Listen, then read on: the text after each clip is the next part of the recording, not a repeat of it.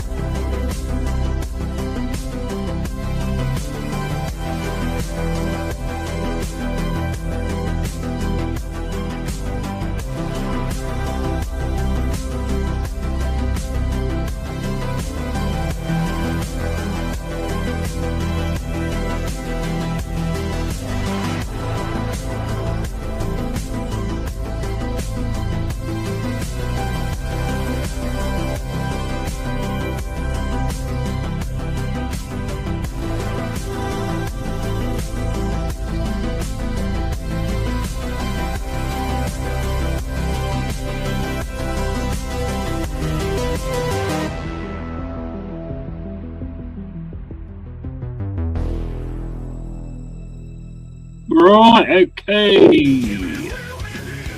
Welcome to the cave. Welcome to the show. The beer is cold and it's time to go. LongHairedYeti'sCave. It's the place to hang out. Come on the show and scream and shout. Keeping it real is what it's all about. The show is about to begin. We have everything here aside from a doggone will.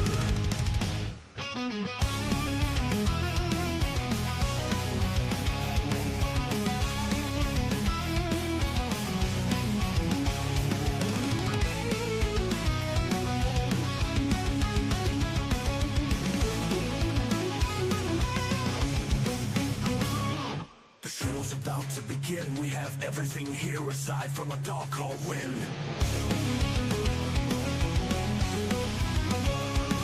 The show is about to begin. We have everything here aside from a dog called Win. Get very real, keep it real, keep it yeah. Welcome to the cave, welcome to the show. The beer is cold and it's time to go. LongHairedYeti'sCave is the place to hang out. Come on the show and scream and shout. Keeping it real is what it's all about. The show is about to begin. We have everything here aside from a dog called Win. Come on, Win. Through there, into the cave, to hear honest thoughts and opinions. Days. I'll get that right one day. I'll actually get that right one day. Right, how we doing, guys? Hope everyone is well. And just going to read your comments in a second, Pepsi. Hope you're well, mate. And congrats on Eze. I think, I don't know if it took sort of Spurs to get involved for you to actually go and make the deal and all that kind of stuff. But it is about time. I am hearing that apparently they are saying that if it wasn't for Havertz getting injured, then you wouldn't have done that deal. But I don't believe that for a second. You had to get Eze. If Spurs want him, you've got to get in there. Right, hold on, let me just put that over there. And did you hear Mark Goldbridge is showing and reacting to live Bundesliga matches on his channel after being awarded the rights to? You should at least get the Indian League. I don't want the Indian League, mate. I want the pub league. I'll do the pub league watch-alongs, mate. I've seen pub league football and I've played in it, and it's fucking absolutely violent to the core. That's the one I want. Pub league all the way. Hey, big up, Carl Rossi. How you doing, matey? Hope you're well, and hope you're well, Pepsi. You can come on if you want, Carl. I'm just going to have a bit of a conversation about like a few things. I've actually asked Jack if he wants to do like a preview for the Palace game on Sunday. So he's still not got back to me, but I don't know. I don't think that'll be tonight, but it might do it tomorrow night maybe, or Saturday. Like come on the final whistle and sort of do it there, maybe. I don't know, but I have to wait and see on that one. But yeah, everyone is doing good. I just decided to go live. I was live last night with a game, Lords of the Fallen. Me and my mate trying to do that boss, and yeah, we sucked big time. To be quite honest with you, we was absolutely fucking awful. But it kind of was pretty much the first time we played the game, so I mean it's kind of understandable in that respect. And hopefully we will get that boss down eventually. I'll tell you a film that we didn't mention last night, because I went off here and I went onto YouTube, and there was one showing on there, Book of Eli. That's a fucking class movie, that is, Book of Eli. I set up to watch it last night, and basically, well, I just fell asleep. That became until the title of the movie, to be honest. Talking to people about like this not being able to sleep and stuff like that, they don't absolutely hate me, because as soon as my head hits the pillow, that's it, I'm gone. It actually annoys me, because I set to watch something and then I just fall asleep straight away, so I never actually get to watch any of it. So it's absolutely insane. With Denzel, isn't it? That's a good one, all right. Yeah, that's it. Denzel Washington. It's a cracking movie, that is. Really good movie. I think he's blind, isn't he? I think he's blind in it. But it's an absolutely brilliant film. I'll try and watch it again tonight. Probably do the same thing. But yeah, I mean, what's your thoughts on Eze? I think that's a cracking buy, to be honest. I don't think it should have mattered whether Havertz got injured or not. The good news is he's now got no choice but to put Gyökeres in there all the time. You know, he's absolutely got no choice now. So I mean, that's one good thing. You know, I watched Chopper for the first time with Eric Banner, 2000 film, fucking quality. I don't know if I've seen that, you know. I'm not sure if I've actually seen that. I don't know. The name rings a bell, but I'm not actually sure if I've actually watched that. I know I've sort of thought of watching it. Is it like a Hell's Angel type thing? What actually is it? I'm sure the name definitely rings a bell, but I'm not quite sure what it actually is. Let's have a look. Chopper. Latest Forest news is we're talking to what's his name? Actually, I think I have seen it. Looking at that front cover, I'm pretty sure I have seen it. Yeah, the Australian crime drama. Yeah, I think I have seen it, Cole. It's a long time ago that I saw it, but I think I have seen that one. But yeah, I've got Matty Cash, who we're talking to. Could be bringing him back to the City Ground, which I'm definitely not against. I always liked Matty Cash. Obviously, went to Villa, so we could be looking at getting him back. And also, we are on the verge of signing Douglas Luiz, I believe, as well. Unless it's been cancelled. So the only other one that we've got targeted, I believe, is Rico Lewis. And if we can get him in as well, then I think that's a cracking load of business, to be honest. As a highlight signing for me, Havertz's injury wasn't the deciding factor. It was the shoddy performance for United, in my honest opinion. However, we were always in for him. Yeah, you always had your toe in it, didn't you? And then I think as soon as Spurs started to get towards it, maybe Eze did that on purpose. Because he did say that he wanted Arsenal, and he'd been playing at Arsenal before. So maybe he made sure he did that on purpose and put it out there that he was dead on for Spurs, so to make you guys act. That's the only thing I can think. Maybe he did that to pressure the sale. Not a bad player though to get, bro. No, he's a cracking player, Eze. I just hope he don't ruin him. To be honest, I really hope he don't ruin him. It's based on Mark Chopper Red. Really enjoy Mark Chopper Red. Mark Chopper Reed. Really enjoyed it. Yeah, I'm pretty sure I've seen it. I'm looking at the front cover. I'm pretty sure I have watched it, and it was a good movie. Big up, yeah, how you doing, Borgav? You all right, mate? What, you want a fight? Yeah, go on then. Oh, you watched the fight? Oh, yeah. What? Which fight was that? Which fight do you mean? If it's boxing, I don't really watch boxing. As he trolled the sports, yeah, that's what I reckon happened there. I think he did that. I think he actually pushed that. Hey, I'm glad that he's actually got to Arsenal now. In my opinion, all you need is a good manager that can use him properly and not fucking screw him up. That's what you need now. Well, I will say is since Berta joined, our transfers are much more efficient. I ain't going to judge him on outgoings. Who could sell dross on those wages? To be fair, still needs to be done though. And I think you've just nailed it there, really. The wages that you offer is always going to be very difficult to sell players. But you always do this thing where it's like you offer little money for a player and then you ask for shitloads for your players, you know. And I just think it's kind of a double disrespect thing, I think, to other teams and stuff. Mike's a bit crackly, bud. Is it a bit crackly, is it? Hold on. Let me put this on again because I think it was doing this last night. Let me just find my... what's it called again? Fuck's sake. Can't remember what it's called.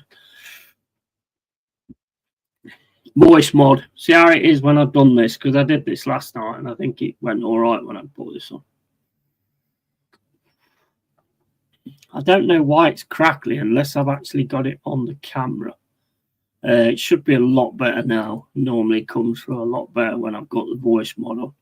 Let me just check. Yeah, it should be a lot better now. A lot better. I still don't know. Cam's at UFC. Oh yeah, mate, I watched that. Have you heard what you heard what some of the people are saying on Facebook? That it was the referee's fault because he should have kept standing them up. Did anybody notice what happened when he stood them up? or was I seeing things, Cole? I don't know. Was I actually seeing things? Because whenever they stood him up, DDP went for a punch and then he just went underneath him and took him down every time. So even if he did keep standing him up, he was still going the straight way, straight back down. So I think that wouldn't have made no difference whatsoever. Yeah, it wasn't the most entertaining of fights, same as watching Nurmagomedov. I mean, they was never the most entertaining, but they win. That's how you win fights. If you can sort of hold your guy down, and he was hitting him as well. You know, that's just how the fight world goes, isn't it? And that's his strength. That is massively his strength. He must train on like fucking wrestling elephants or something because the strength that guy's got is just unbelievable. DDP just got destroyed. He couldn't do anything. And like I say, whenever he did stand up, he sort of went for a punch and he just got taken straight back down. I still don't know what to expect from Eze. Eze's a quality player, but again, it depends how he plays him. Because I would say if you're going to play him now, he's going to be on the left-hand side, isn't he? He's not going to be taking the number 10 straight away, I wouldn't have thought. So he's going to be coming in off the left, which, I mean, he doesn't do bad in that situation. He's a cracking player. But the thing is with Eze, though, at Crystal Palace, he's able to pick up the ball and he's able to run through and go with it and put on a great shot or do something good with it. Is he going to be allowed to do that?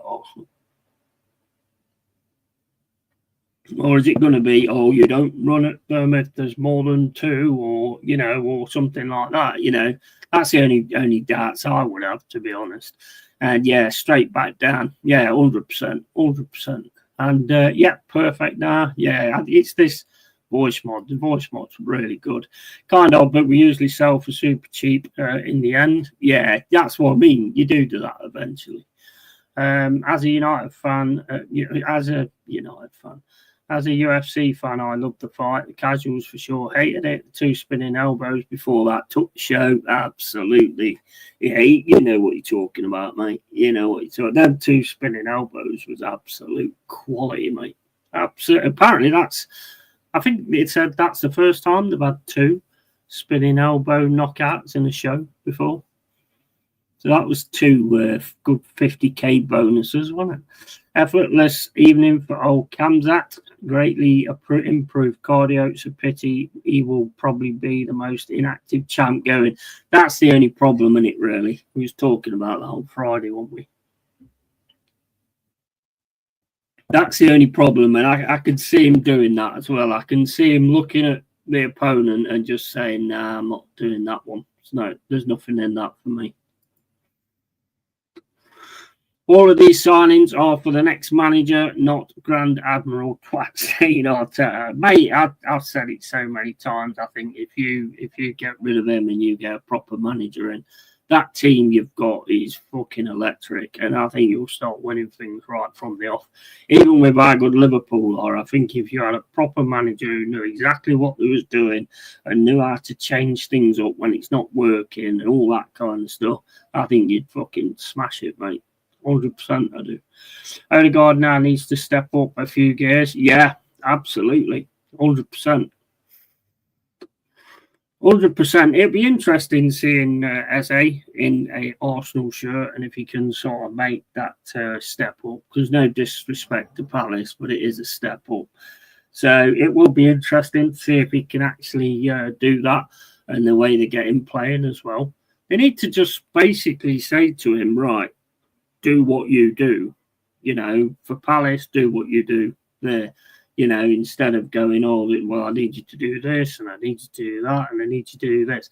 Let the man express himself. That's when he's at his best. That's what you need to do. And Odegaard definitely does need to step up. I'm expecting a 10 GA. Yeah. I'll tell you what, mate, a proper appointment will indeed bring major success. I think it's going to happen soon enough. I do think it'll happen eventually. I still think it probably will be this. It'll probably be this season as well when he goes. Crystal Palace are on Channel 5 now, 0-0. I can't get Channel 5. That's the only problem. Eze phoned in sick. Yeah, well, I mean, they've got like a few guns lined up, I think, as well. That El Canoes from Leicester, he looked pretty decent, so I think they've got him. The one thing I like about Palace is they're not afraid to dive into that championship and pull out some quality. That's one thing I do like about them, and I think Wharton's quality. Absolute quality. Am I happy that Eze won't be lining up against us on Sunday? Fucking damn right I am. Damn right I am. Side note, all respect to Palace fans, wishing their players well when moving on. Yeah, absolutely. Yeah, 100%. Well, I think they knew they'd lost him, then they knew he was going, and he's deserved it, really, and he has actually deserved to take a step up. It's a shame. I mean, I do think there's big things coming from Palace, but a lot of these players, you want it now, and if you get involved in a team like Arsenal or Man City or Liverpool, 9 times out of 10 you're going, aren't you? Let's face it, you're going. But is that coming out and saying what he's had to say? I mean, I don't blame Newcastle. Just keep holding the line. He's under contract. Get the right money for him. If he wants to go, then they pay what he's valued, and that's it. And if you're not going to pay what he's valued, then he ain't going nowhere. I totally agree with him on that, to be honest. They did, but handle with class, major respect. I hope they recruit well to replace. I'm sure they will. Well, it says on Instagram today, there's a guy in Club Bruges that they're looking at. Apparently, I don't know if that's how you say it, but I can't remember what his name was. I can't find the actual thing. And Jack actually sent me something last night. Oh, right. They was offering a shot weight forward to Crystal Palace and Eze deal to free up funds for Brentford striker and Newcastle target Johan Wissa. All right. So Palace might make a move for Wissa then. Well, that's interesting because I think Newcastle has been turned down twice now So that's quite an interesting one as well. I think Wish is a great player. Wish is a great player, 100% great player. Let's have a quick look, see what's kind of going off with us at the moment. Nottingham Forest and Sevilla have an agreement in place for Jose Angel Carmona for 11 million, including bonuses, but the player is not yet agreed to the transfer. Douglas Luiz will undergo his medical at Nottingham Forest today. Luiz is travelling to England this morning. That's 13 hours ago, so that's probably going to be announced at some point.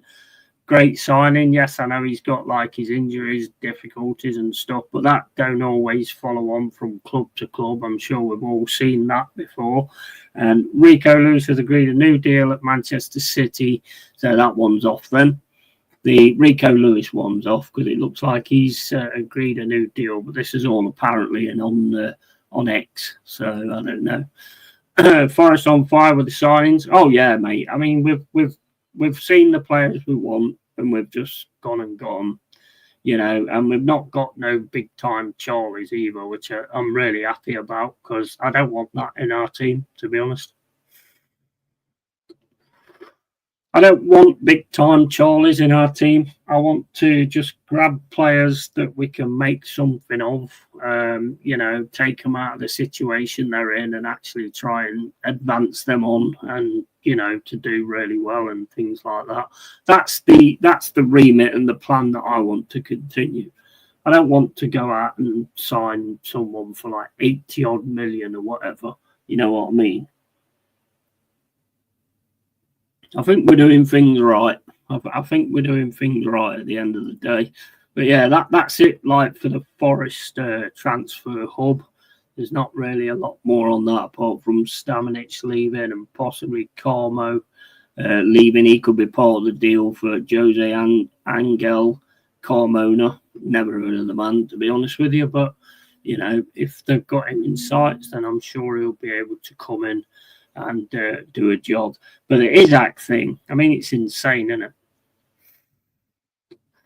Liverpool Chiefs have approved a new bid of 130 million for Alexander Isaac, believing he will finally be allowed to leave Newcastle after the game on Monday. Do you reckon that Newcastle is just holding out until they played them? Because Newcastle play Liverpool on Monday, don't they? So do you reckon they're just holding out until they played them? They've actually played him, and so he's not going to be playing against them or whatever. But 130 million, probably plus like add-ons and things like that, and clauses and all that lot. I think they might actually take that. For me, I'd just take the 130 million. I'd just take the 130 million and just get on with it and just bring other players in and start building the team and get things ready. That's more important. He obviously don't want to be at Newcastle, so I'd just let him go, to be honest. Always be prepared to lose your star players unless you're top three in Europe. Absolutely, 100%, totally. There's nobody can batten off Real Madrid. Or Real Madrid, or, you know, whoever's like the top team at the time. I don't think anybody can really batten off them. None of our lot can, I don't think, anyway. But who knows? I mean, it depends on it, because if the player decides they do want to go, then I think it's very difficult to keep them anyway. But if I'm Newcastle, I'm just getting him gone for about 130 million plus the add-ons and the clauses and stuff, and then basically building an actual squad. I think they look decent as it is, to be honest. I mean, I thought they looked decent on Saturday, apart from like having someone's finished the chances off. That's the only thing that was missing, in my opinion. That's the only thing I felt that was actually missing, and that was just the finishing touch. That was all they needed. But they should be able to get that. And if you can get Gyökeres firing as well, I mean, no matter how you look at it with Havertz, I mean, the fact that he's not available now means that Gyökeres is going to have to stay on the pitch all the time, and they're going to have to work out something with him. Wait and see. Will anyone outside England come in? If not, then sell immediately. Yeah. Wait, don't look like anybody else has taken any interest. Maybe if it was announced that he wanted to leave a while ago, then maybe they would have. But at the minute, it seems like it's just Liverpool chasing his name, from what I can tell. I don't think anybody else can afford it, to be honest. But it will definitely make it interesting. It definitely puts you a lot in line, as far as I'm concerned, with the deals that you've done.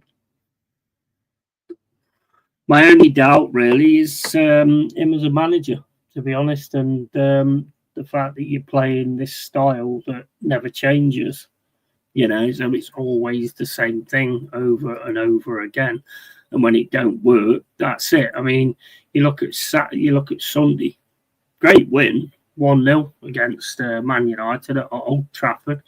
But if Man United was on it that little bit more, I think they could have got something like that. I wanted him when we was at Sociedad, the only Sociedad player I wanted in the last 5 years. Yeah. I mean, it's weird, isn't it? I mean, he's come out and said that promises were broken and all that stuff. So then that's made Newcastle come out and say what they've got to say. I mean, it's a bit of a nightmare for Newcastle, to be quite honest. The season's started and you've still got this situation going on. This is why I say that if Liverpool up at 230 million plus add-ons to pay more, depending on what he does and all that kind of stuff, then I'd take that, because you've got to think of the team. You've got to think of the team. And at the minute, there's upheaval with this situation with Isaac. So get him out the door and get players in who actually want to fucking play for you. You know what I mean? That in my opinion, is the best course of action that they need to be doing. Big up, yeah, I'm on holiday. Just want to say hi. Big up to you, mate. Yeah, I forgot you said you was on holiday. Where you gone? I remember you said it the other day, didn't you? And I completely forgot. Where is it you've gone? I know you said the other day. I've had a drink since the other day, so I'm not going to remember that, am I really? But yeah, I mean, you got Palace. I mean, I don't know if I can actually get a stream for that. That's probably why, what's his name, not answered, actually. I couldn't actually get on here last time. Let's see if we can get on here this time. Let's have a look. Europa Conference League qualifying. Where's Crystal Palace then? Fucking hell, how many is there? Where's Crystal Palace on there?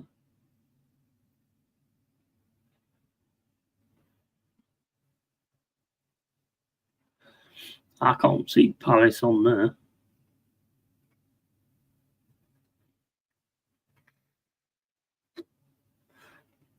Are they at home or away?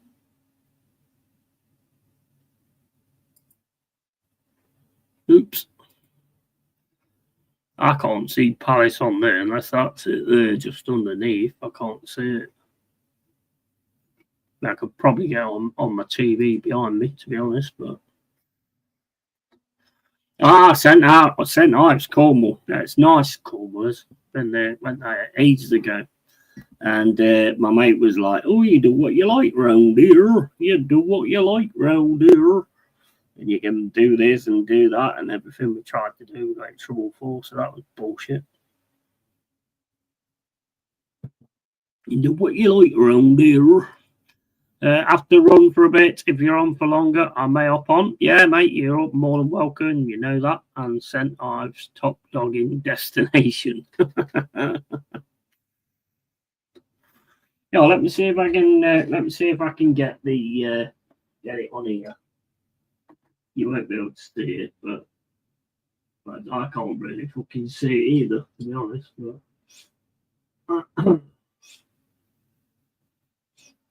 I can't get it on. I can't get it on that anyway. Can't fucking see. Is it on there?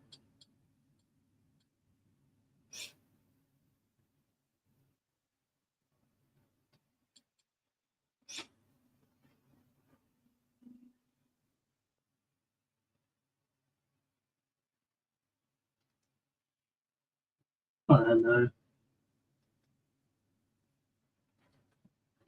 Not working anyway. I can't actually see whether it's coming on or not. But yeah, are they away then or what? Palace. Let's have a look. Crystal Palace.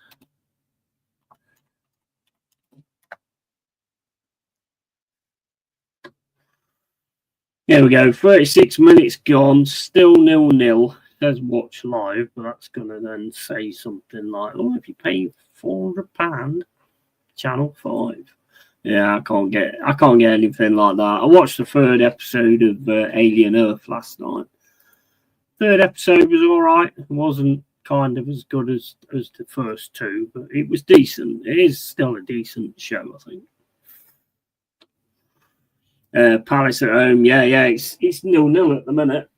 Still 0-0 at the minute, but I can't actually get it on anywhere. So unless it's been done on YouTube, because sometimes they actually do them on YouTube, don't they? But I can't see anything at the minute. So I don't know, but like you say, I mean, what we've done with the signings and stuff, I think we're doing some really good stuff, to be honest. Get Douglas Luiz in, get Matty Cash, and then probably look for a left back. So we've got a bit of a replacement, bit of cover there. And I think everything should be fine. I mean, that Jose Angle, he might be on the left. I don't know. Don't really know that much about him, to be honest. So here's another one I'd have to actually check out. Right, so you've got there live, but that's not live. Sometimes you actually put them on here, but I can't see it.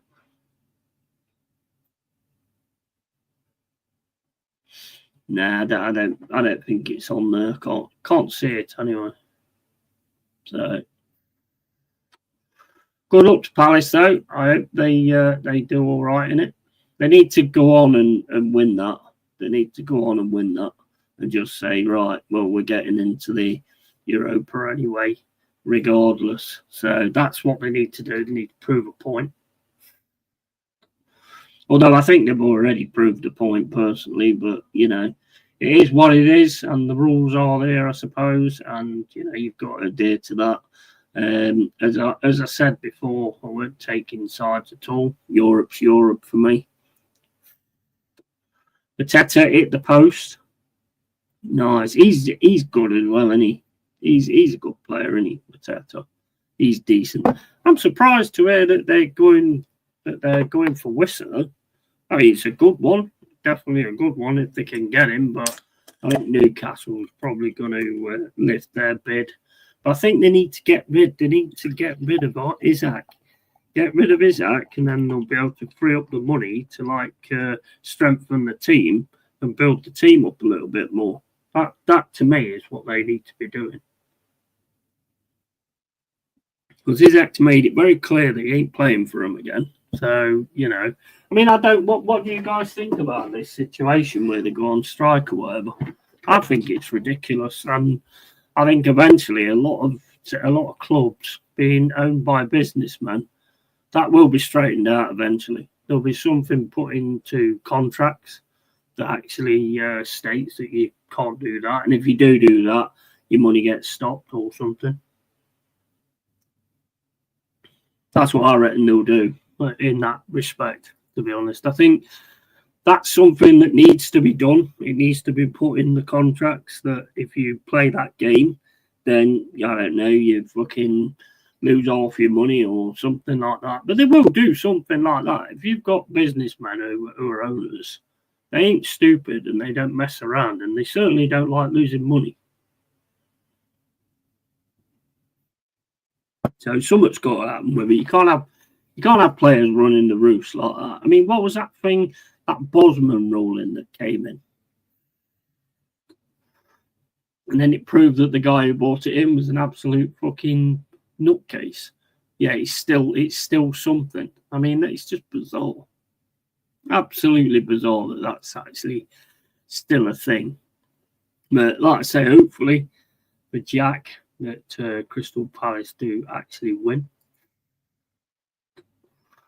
But there's going to have to be some stuff set out about this thing with players just going on strike and stuff like that. I mean, can you imagine if you did that at your workplace? What would happen if you did that at your workplace? I think it's fairly obvious what would happen.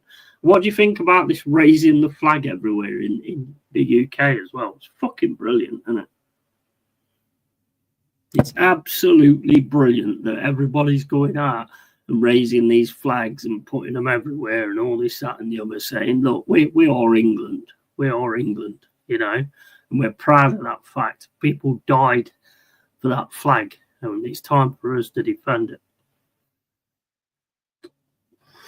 Hey, big up, Dal, how you doing, matey? The fucking pub. You come on if you want, mate, but I don't know if you're at work or whatever, but you're welcome to come on if you want to.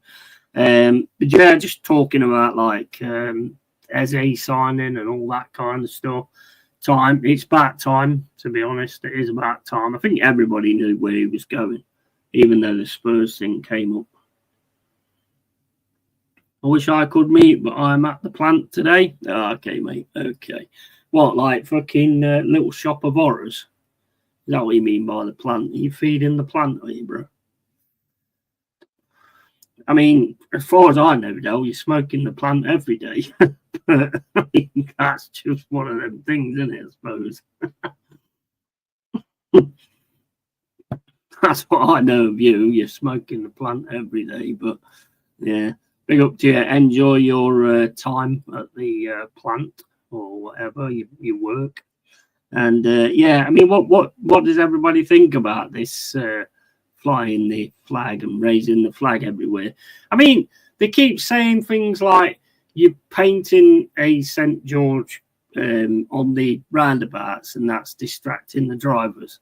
All right, fair enough. So what about the rainbow flags everywhere then?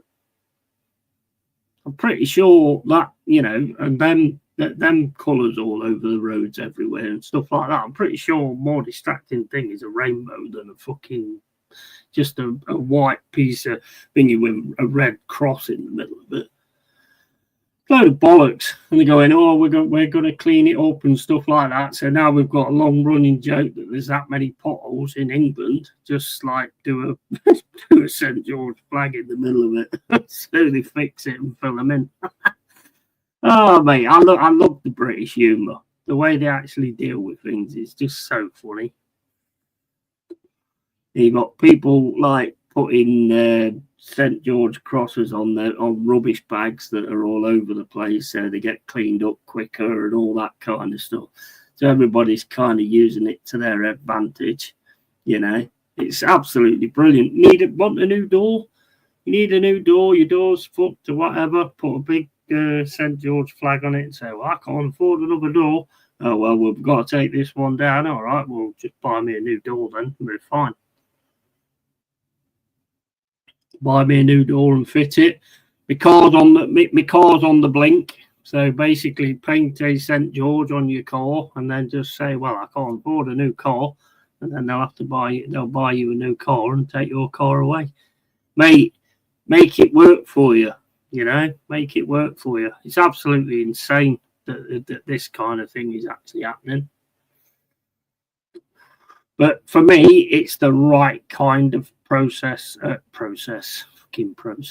the right kind of protest to do, you know, because it's not against the law or anything like that. So it is actually the right kind of protest to do. You know, you're not going to, I mean, well, I don't know. They might start arresting people for it eventually. You know what this country's like at the minute. So, you know, you say something wrong on social media and you're getting arrested. So,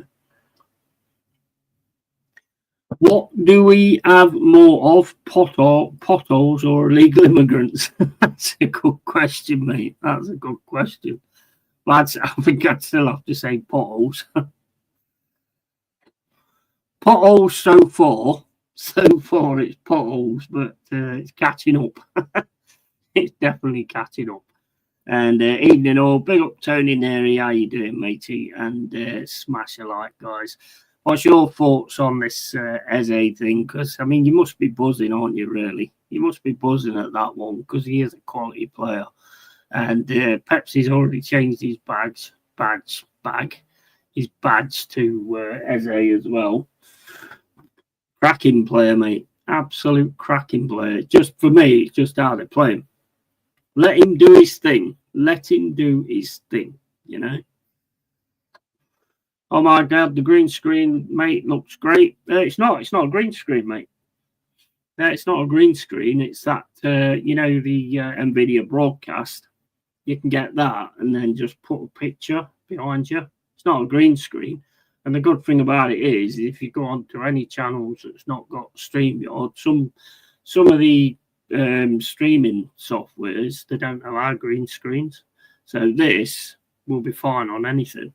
So I made this one up, put the ball there, put the cruise campo on the ball, and then just had it blurred out at the back.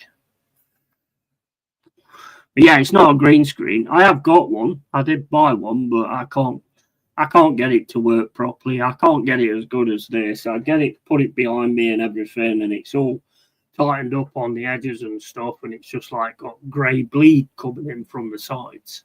And I don't know what's going on with that. I want to try and get it so that I had the bar in front of me, so I was actually behind the bar, but I can't seem to do that at the minute. I can do it with I might be able to do it with a layer, maybe. I'll have to have a look into that. 0-0 half time, nice. And nope, and think it's great. Shame it's took an injury to make Arsenal move their ass. Do you think it was down to the injury, or do you think it was just down to the fact that they got panicked that Spurs were going to beat them to this signing? I think Eze played that. I think Eze played that to get to Arsenal. I think that's why they got the story out that he decided he was choosing Spurs. I think he played it to make Arsenal wake their ideas up, personally. That's just my opinion. It's not fact. That's just what I think. Oh, I see. Fucking cool, man. Yeah, it is good, isn't it? It is very good to say that, you know, you get a green screen, and it's perfect, really. And it don't, you know, like a green screen, sometimes you wear the wrong colour and it shines through, sort of thing. It don't actually do that either. It's very good. It does go off every now and then, though, because it is like heavy on your GPU. I had my first Goose Campo in Newcastle. Great beer. Told you, mate. Told you, bro. Told you. I need to be getting in touch with me and start doing some sponsoring. I've had a look on the website, see if there's anything you can go on to about it, but I can't see anything. Of course, the injury forces for Arteta to make sure he uses Gyökeres. That was my first thought, mate. That was my first thought. As soon as I heard that Havertz was injured, I was like, yes, now you've got to use Gyökeres, and you've got to, and it will pay dividends. If Gyökeres gets on okay and Eze gets on okay, you won't see Havertz in that team again, I don't think. I think you'll see him as a bit part, but I mean, if he does that and you start firing, and Gyökeres starts firing and everything starts going well, and then all of a sudden Havertz comes back from injury and he just chucks him straight in, that tells you everything you need to know, doesn't it, really? Everything we know anyway. We were getting Eze even before the donkey got hurt. Yeah, I think so. I think Eze played that. I think he actually played it with the... he wants Tottenham now and pushing that to actually make Arsenal go, you know what, we're not having that. Let's go back in and let's put the right money on the table. And it works for Palace as well. I mean, Spurs fans must be so pissed off, though. That's Morgan Gibbs White they got close to, and then that one broke down. That's Eze, who was right close to signing. And now that one's been gazumped and broke down. So I bet they're going absolutely mental at the minute. Tony Neri, legend. Absolutely. And Dal, big up, mate. Glad you made it home safe. Yeah, absolutely, mate. Absolutely. Thanks, Tony. Incredible trip. Now back to the grind, bro. It would have been really good if you could have actually streamed on that plane and like gone to the window side and all that kind of stuff and shown us. That would have been awesome. Because that's really as close as I'm getting to a plane. So, and that height. Bill, Kieran Fletcher, all right, mate. Good evening. Just watched the first half of the Palace game. How are they doing, mate? How are they doing? I can't actually get it on, so I've not actually found a stream for it or anything. So I've not actually been able to get it on. So otherwise, I probably would have had it on like while I was doing this and just watched it. But hopefully they managed to get a win. I like Palace. I think Palace are a good side. I think losing Eze would be a big deal. But they have already got somebody in mind to replace him, that El Canoes from Leicester. And there's another guy as well from Bruges who's one of their star players. I can't remember his name, Tioka or something. Never heard of him, to be honest, but apparently he's really good. So they have got ideas in mind. And like Cole says, they've actually turned around and like sent in messages saying good luck and all this, that, and the other. Thanks for everything and good luck and all this, that, and the other. They are a good set of fans. I think they fell for the twist by Parish personally.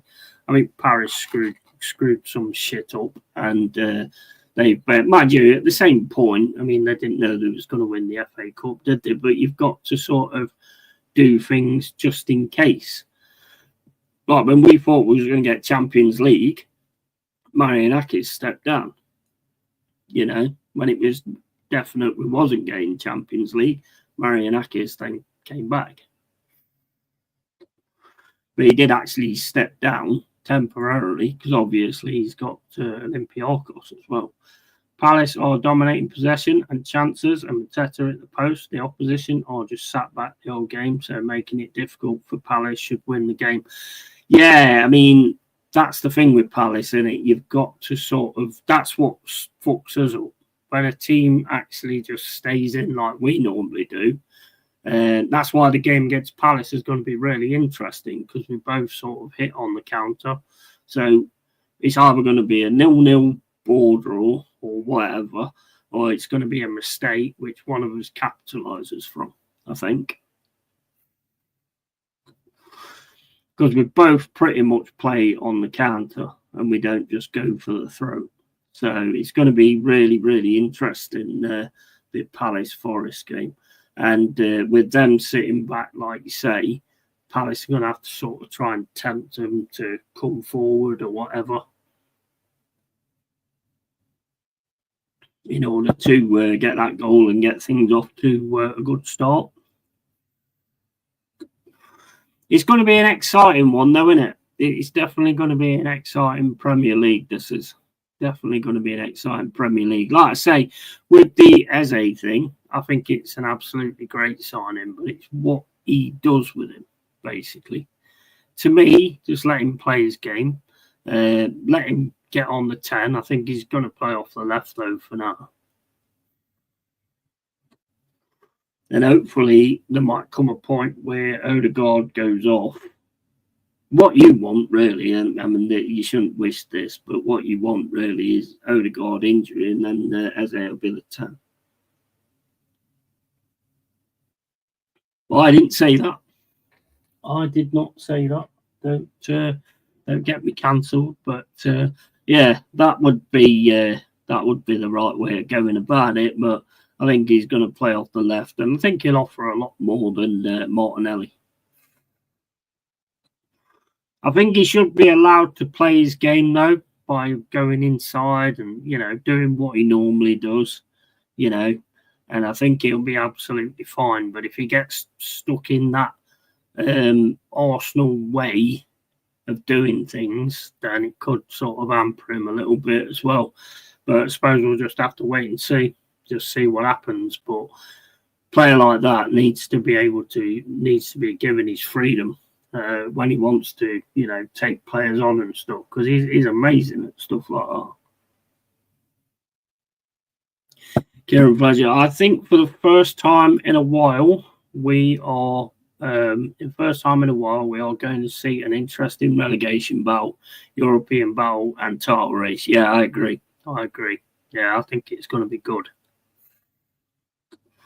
I think it's going to be a good season. I think Newcastle need to get Isaac gone.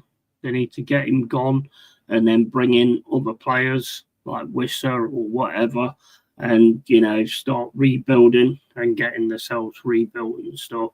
And I think they'll be fine. But I think Isaac, they've got to get this Isaac thing sorted out. You don't want that hanging over your head.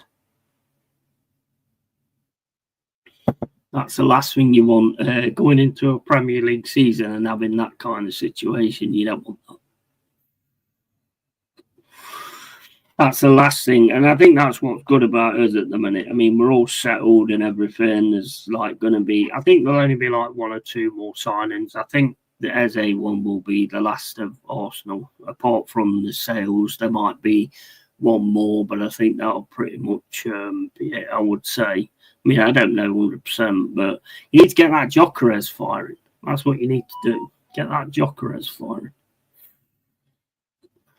It's a cracking player. As soon as he gets firing and as soon as he gets comfortable in that team, you'll see the difference. You'll notice the difference as soon as he does that.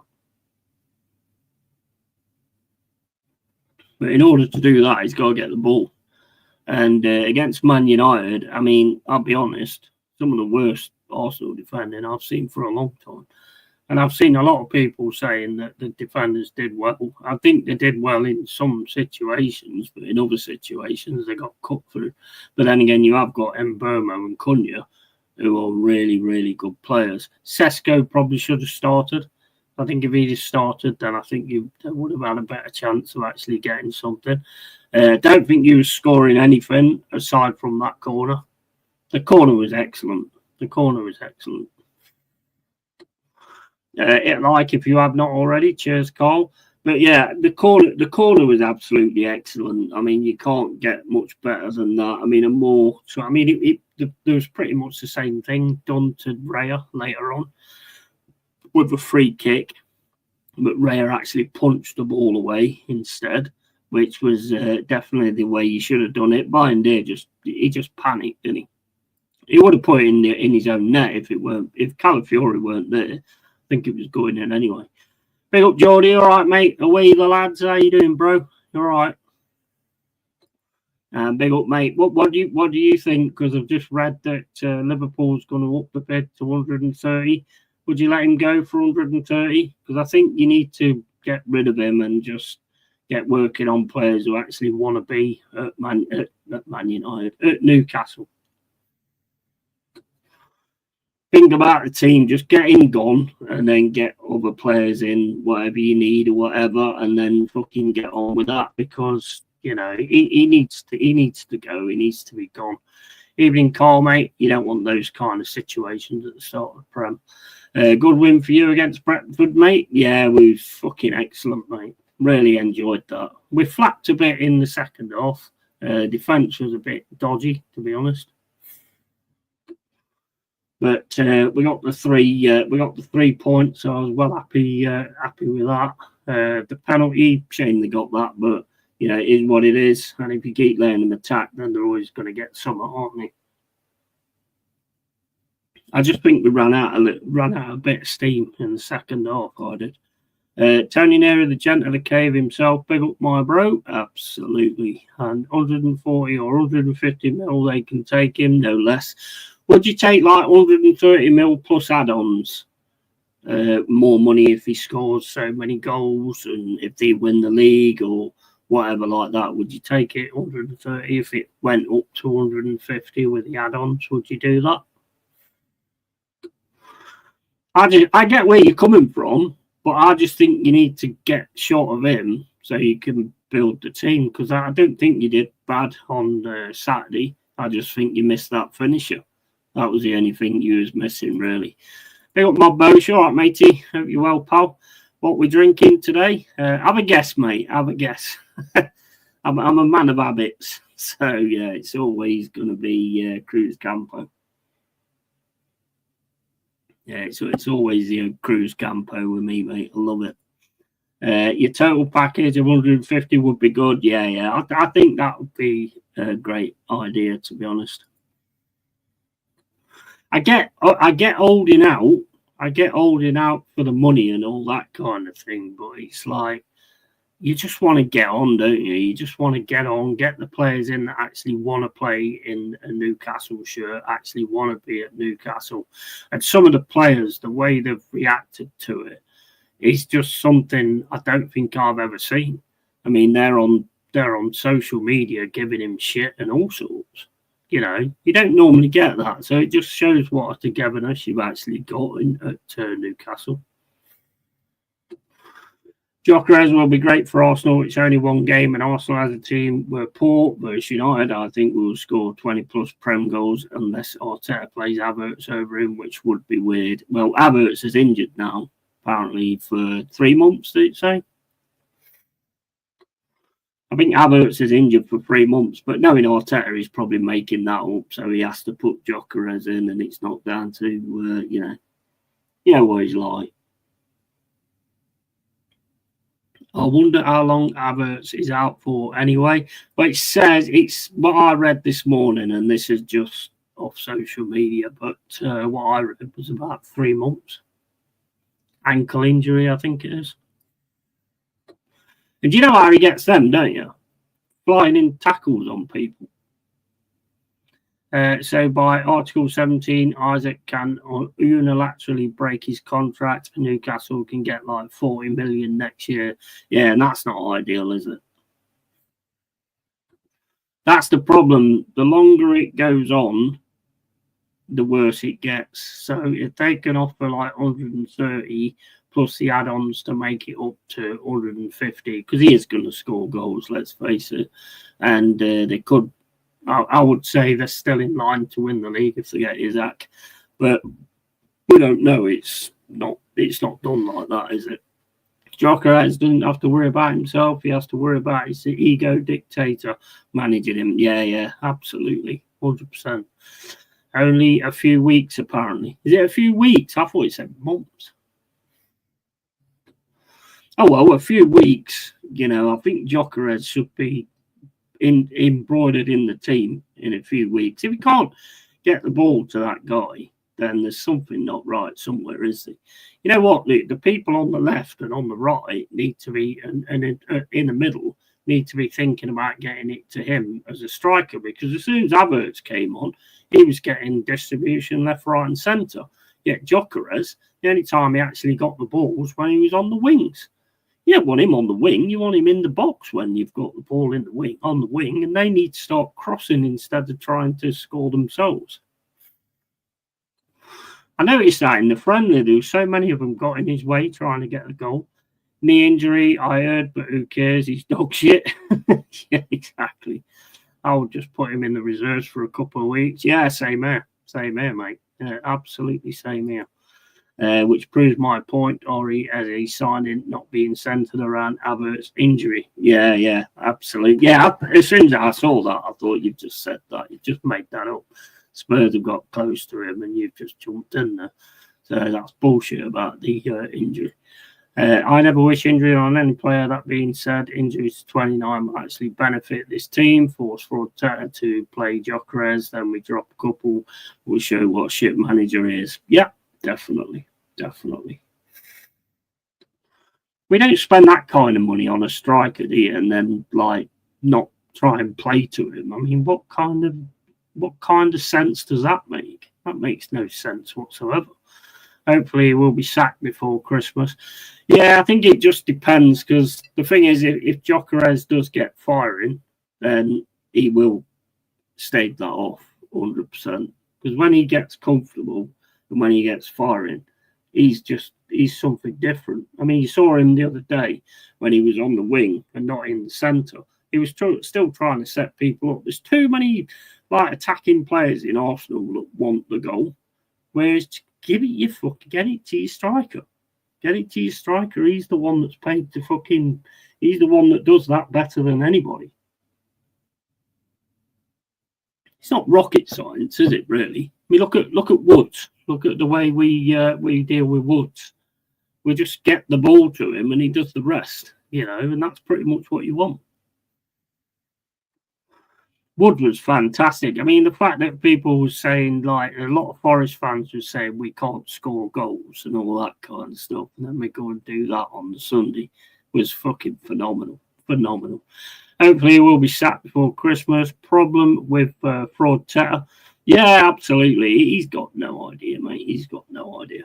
Big up Maltoy, all right, mate. Big up Yeti, bro. The Wandering Village is looking very odd today, isn't it, mate? Yeah, I've got it playing. In fact, you know what? I better not have it playing in the background because it will. Hold on, let me just save and exit because obviously the time's going while it's on in the background. So I don't want to. So I'll go back on and we'll all be dead because I ain't sorted anything out. Everyone will have starved and all that kind of shit. Problem with Forte is he doesn't allow any of his players to play with any freedom. It's too rigid and, yeah, 100%. 100%, mate. I mean, he's got to get his head out his arse, bro. He's got to get his head out his arse. I'm afraid he will waste Eze. That's what I'm thinking. That's you're on the same page as me, mate. That's exactly what I'm thinking. That's the only thing that bothers me, to be honest. What's he gonna do with him? He's gonna make him do his style. He's not gonna be making them runs or anything like that because that's gonna be part of possibly losing the ball. So, that's my only worry on it, to be honest. Hopefully Eze just goes out there and does what he does, because if he does what he does, he's brilliant at it. So, is it the second half yet for Palace and whoever they're playing, friend or whatever? Never heard of them, but yeah, it should be a good one, to be honest. What did you think of our gaming yesterday, Malto, with the Lords of the Fallen? We fucking shit on that boss. Oh, mate, we was absolutely awful, man. I mean, it's first time we played it, to be honest. But, I mean, even the tank, mate, I mean, he can't take much damage or anything. So it's one of them where you've just got to dive around everywhere and just make sure you avoid what they're doing. I don't think we even took her down to half health at any point. Yeah, we got wrecked. Yeah, we did. I don't think we actually even took it down to half health. We didn't do anything, really. It is like the first time I'm playing. I mean, I've got it on Game Pass. I mean, I've got that friend pass thing there, but I've also got it on Game Pass as well, so I can actually load it up and play it myself, and just see how it goes with that. But it does look like a tough boss, even if you're on your own. It looks like a tough boss, but I've done Dark Souls, so I'm sure I could do that eventually.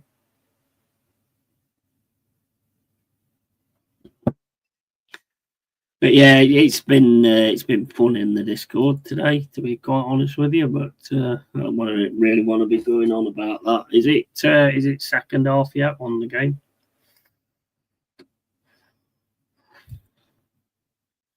What do you think of that Grounded 2? I was a bit disappointed with it last night, to be honest. I was getting a bit bored of it, to be fair. 53 minutes, still 0-0. So it looks like with them just sitting in, then it's going to make it really difficult for Palace anyway, because they've got to come out at them in order for them to find the spaces and stuff.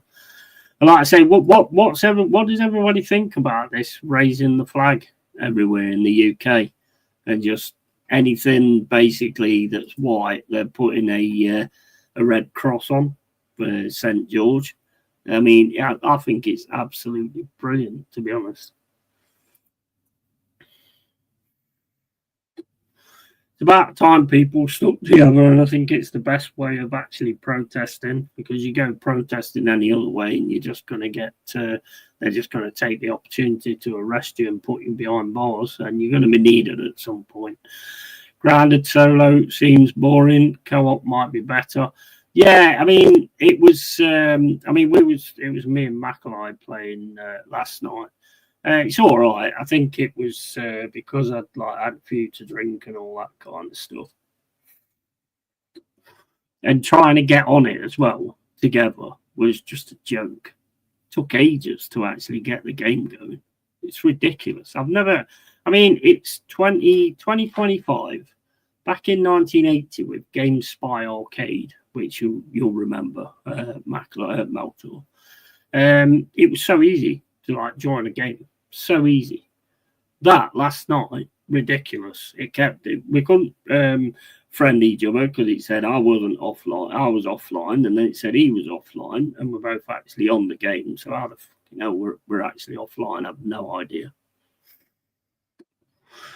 Load of bollocks. It used to be so much easier back in the day. I don't know why it's so much more difficult now. And God says, Carl, yeah, I think it's brilliant. There's one they've got on, the crane. They've actually put it on the swing of the crane, right up in one of the massive cranes. And it says at the top, it says, try taking this one down. Nice. A goal, matey, a motor, and a goal for Mateta. Nice. Yeah, that's what Palace need to do. They need to just go out there, get that 1-1, and just say to UEFA, yeah, screw you, mate. Screw you. We're still going to be going into the Europa where we should have gone anyway. But like I say, there is a lot of things that, a lot of rules that was not followed, although I don't understand this thing where you can't have two teams in who's owned by the same manager. Just don't put them together, basically, in the draw. And if you do, only one of them can go through, surely. So, I don't see the point in messing around like that, to be honest. Makes absolutely no sense. But yeah, I was on about Book of Eli as well, because I was going to watch it last night, because I went off here and then I went on to YouTube and it had this thing remember Book of Eli, and I thought, oh yeah, that's a class film. It's a long time since I've watched it, but it is actually a real good film. So I was going to watch that, but I pretty much got to, I think I saw the title, Book of Eli, and then that was it. I thought I was out for the count. So yeah, I can't do any of that. It's crazy. I need to sit and watch them in the day, or just sit and watch them in the evening or something like that, so I actually get to watch them all. I watched the latest Alien Earth as well. That was good, but first episode, it was all right. It was all right. It wasn't as good as the first two episodes, but it was okay. Looks like it could be a good series, but there is signs that it could be sort of going down as well. But hopefully that's not going to be the case. I'm enjoying it. It's good to see why the other stuff happened in the other films and stuff like that. I do like to see that kind of shit explained.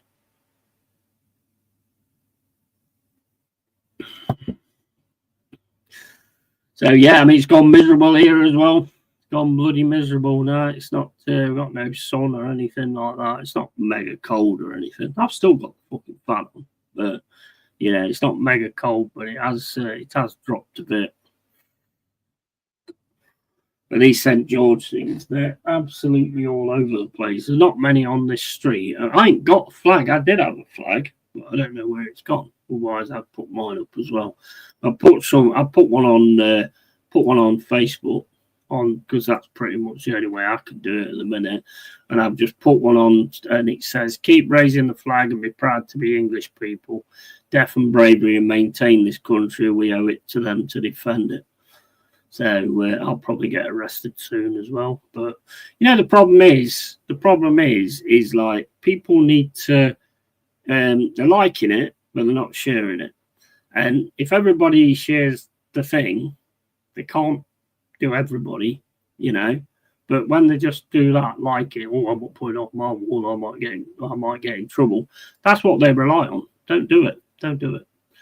You going to gaming, or you staying on stream as is, bro? Now I'm staying on stream as is. I've turned Wandering Village off. A Wandering Village was always like depending on what happened. So it's like the pub, and then I was going to play that, and then, you know, just see how it went down. And then I'd asked Anthony if he wanted to come on, obviously. I didn't ask you because I know normally you don't do it in midweek, but I asked Anthony. So I was going to do it where I was gaming, and then if people came on, then I'd take the game off and then just sit and have a chat and stuff like that. That was pretty much the plan.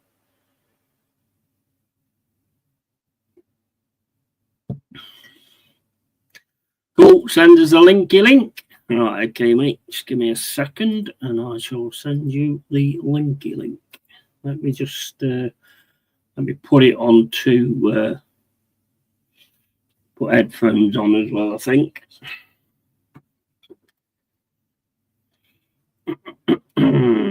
Right. Call of the Rossiness.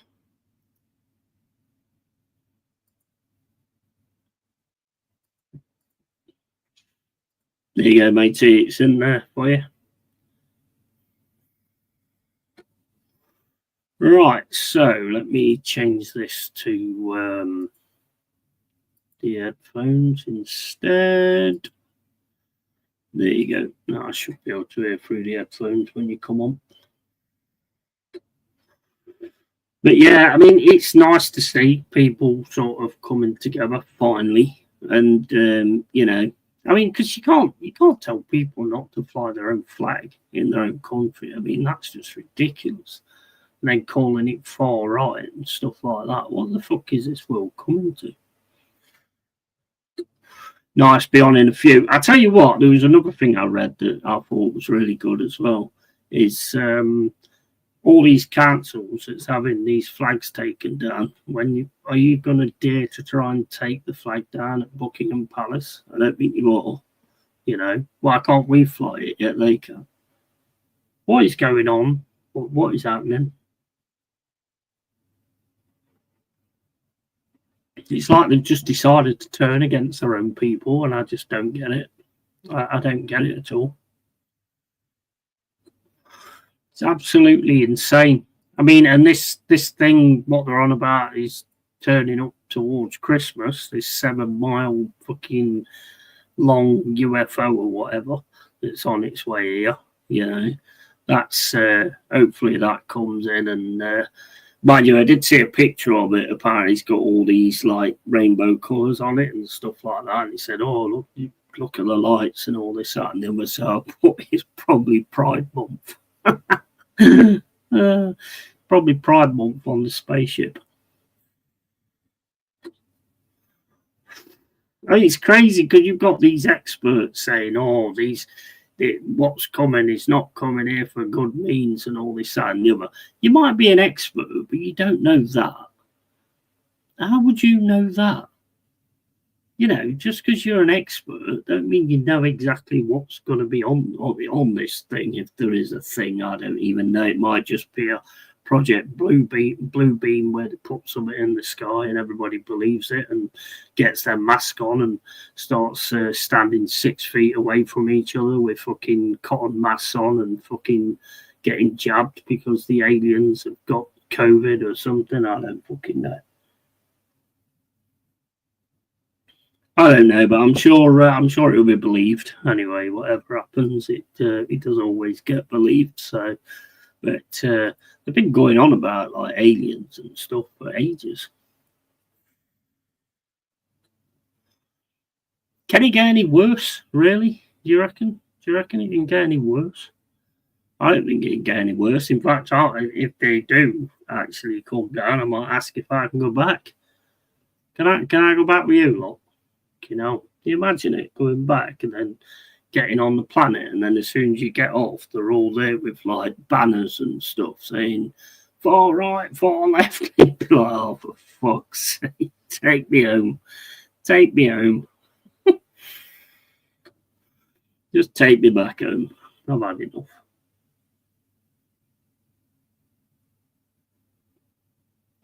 I saw this meme as well, the load of aliens in the spaceship laughing, saying, "Can you believe these people still still pay to live on their own planet. Fucking insane, mate. Fucking insane. I'm well looking forward to it. I don't even care what it is, to be honest. If it does happen, I mean, like I say, it's probably all a load of bollocks again anyway. The whole world is the stage, we're the audience. So, you know, who knows what's going off. There's things going off every day, you know.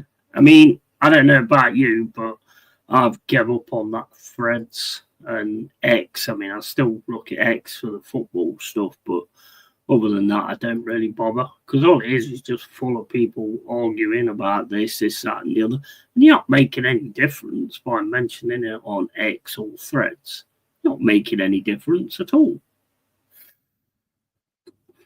And I think it makes people think that they're actually doing something and actually changing something, and that's not really what you're doing at all. You're just basically saying what you think, that's what you're doing, and then that's causing more division because people are going to go against what you think. So you're just helping to cause more division all the time. As less social media as possible, the better for any human, bro. It's all more avenues for them to skew your brain. It is. Yeah, it is. You're right. You're absolutely spot on. Absolutely spot on. Everything you read is, you feel it. You know that what I say is going to put me one side or it's going to put me the other. You know what I mean? And we don't need that, do we? Let's face it. We don't need that. I wish I'd stop fucking pissing around with my fucking beard. Which way? Oh, that way. Fuck off. I'm gonna cut the fucker off. Doing me head in. But yeah, it's everything is there to divide us, mate.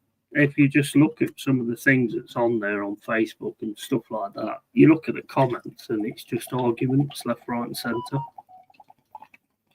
So it's just all there trying to divide opinions and trying to find out what people are thinking and all that kind of stuff. Better off just ignoring it and sit there and watch different things on the internet, like I was watching the other day, and just going through these things like the atrocities that happened in China and all that kind of stuff. You know, things that you find interesting. Yeah, they're a bit nasty, but it's things that you find interesting. And just shut the world out. Just completely shut the world out. Everybody seems to want to argue all the time, and everyone seems to want to fall out. And it's got worse, obviously, because of social media. Because it's easier to say something out the reach of a in the face, I suppose. You know, that's pretty much how it goes. Here he is. How you doing, bro? Hey, bud, how's things? All good, man. Let me pause. I had your stream on my phone there, so I paused it so I don't hear myself speaking like a fucking dickhead. Oh, mate, there's nothing worse than that, is there? Oh, bro, it's terrible. Yeah, it's absolutely terrible. I don't know how people do it in their like podcasters and stuff, and they can hear themselves talking. How could you? I can't hold a conversation like that. I immediately go quiet. I used to, when I was doing DJing on like Second Life and stuff like that, and I'd set it up, and I could actually hear myself saying things after I'd said it. It's like, no, man, no. God, that's terrible. That used to piss me off big time. Yeah. Or it's the same. It's kind of similar. If you know you don't usually do this, thank fuck. But when you those streams where you have like say 8 or 9 guests on, and you unfortunately decide to go on that fucking stream, and it's it's an audio nightmare. You can't even hear yourself.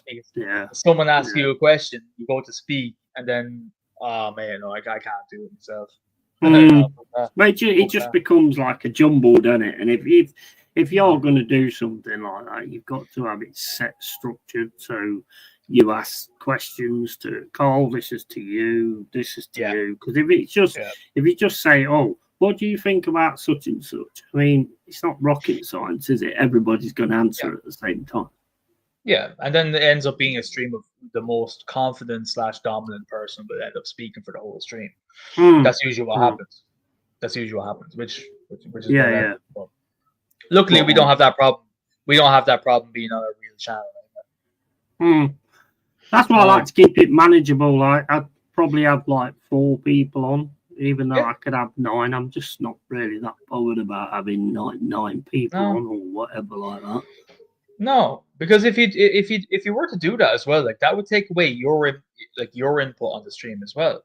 You know, these people have like 9 people on the stream. It's like great, but like if 9 people get to speak as guests, that's already lucky. But yourself as the host, which most people are tuning in to see, you won't get a word in anyway.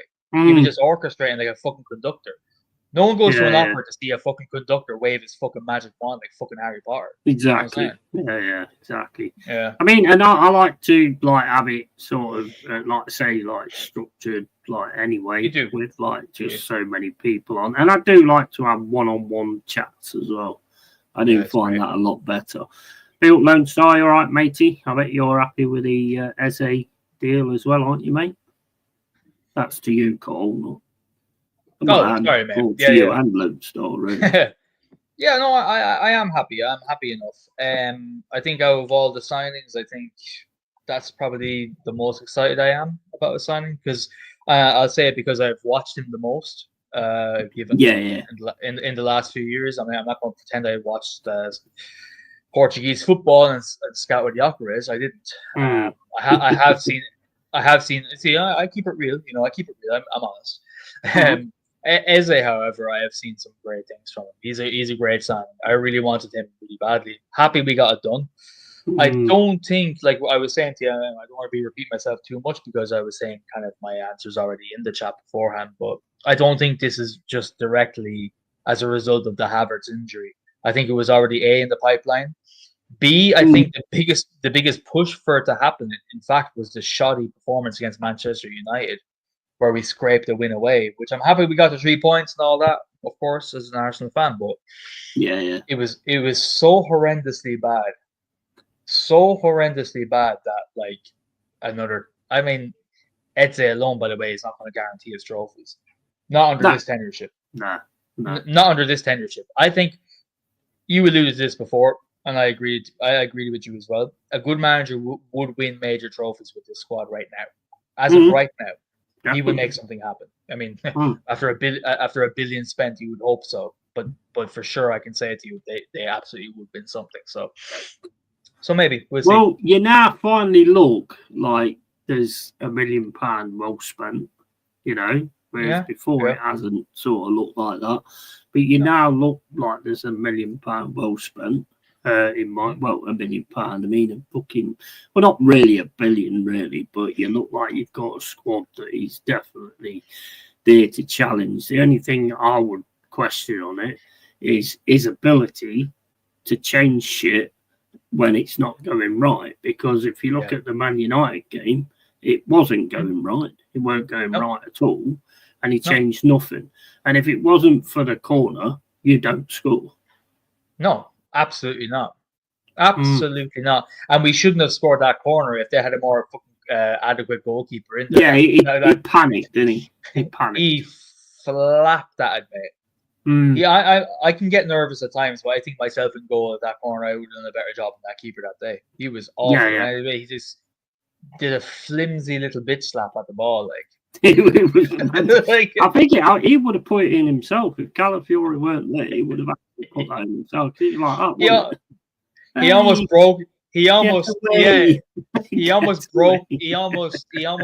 his wrist with the fucking zest on that pad away. Man. He almost broke his wrist. He almost did, but yeah, no. As I said, mate, I am not like even with Eze coming. Yes, I'm delighted he's here. But as I said to you in the chat there beforehand, I'm excited for any of these signings. I'm only actually excited for 2 signings, which was Gyökeres and Eze. They're not for this manager. No, I agree. I totally agree. Lone Star says happy as a clam. Arsenal to win the double. This squad cannot make excuses. It's our time, and the players can't let Arteta and the staff down. Well, it's down to Arteta not letting them down, to be fair. Okay. So Lone Star, there's no excuses now, yeah? No excuses now. If we don't win something major this season, there's no excuses. You'll want him out then. Yeah. Just a question. I'm wondering, as just being curious. I wonder, is that your standard now? Because it's mine, by the way. I don't think he'll think that, because if you watch what he said there, that players can't let Arteta and staff down. So is it going to be, if you don't win anything, is it going to be Arteta's fault, or are you going to blame the players? Because the players only play to a standard. It'll be the players. It'll be the players for sure. You know, that's fine. That's fine. That's fair enough. Fair enough. Each of their own, mate. Yeah. Each of their own. In fairness, Arteta made 5 changes against United. Yeah, he did make changes. Yeah, but he didn't really change much, though, did it?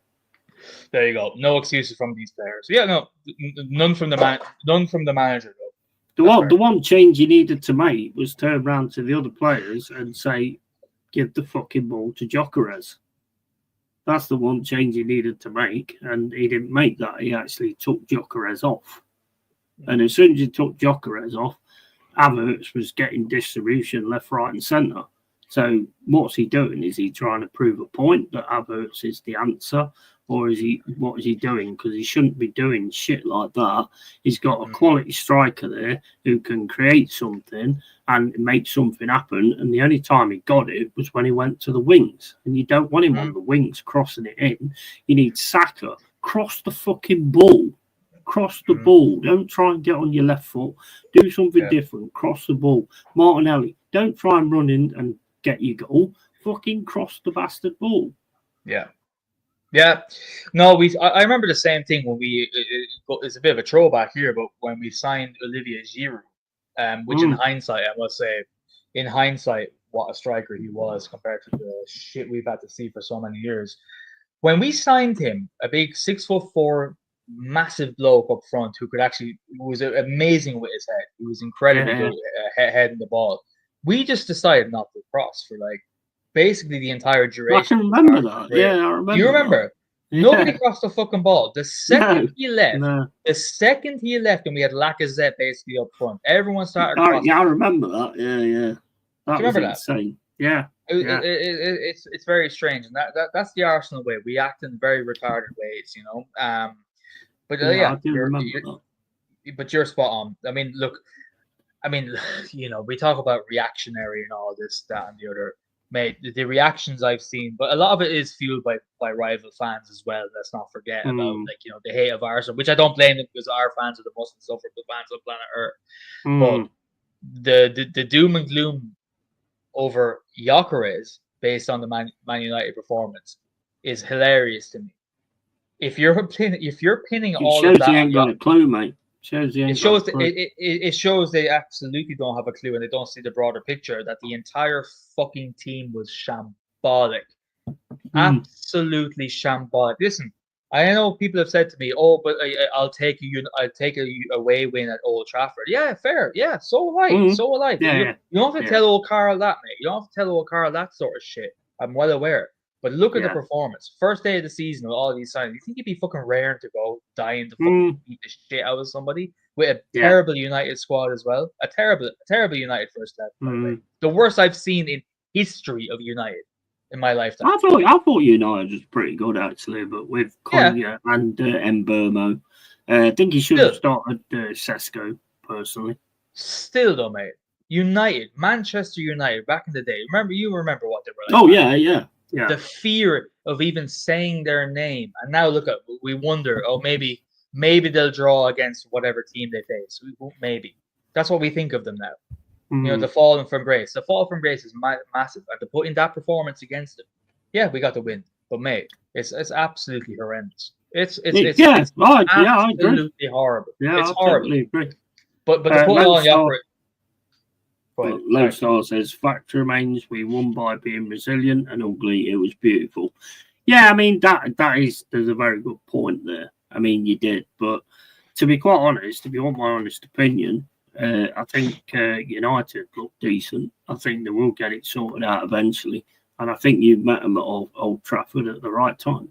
Because I think come sort of the middle of the season or the next 10 games, they will start to get it together.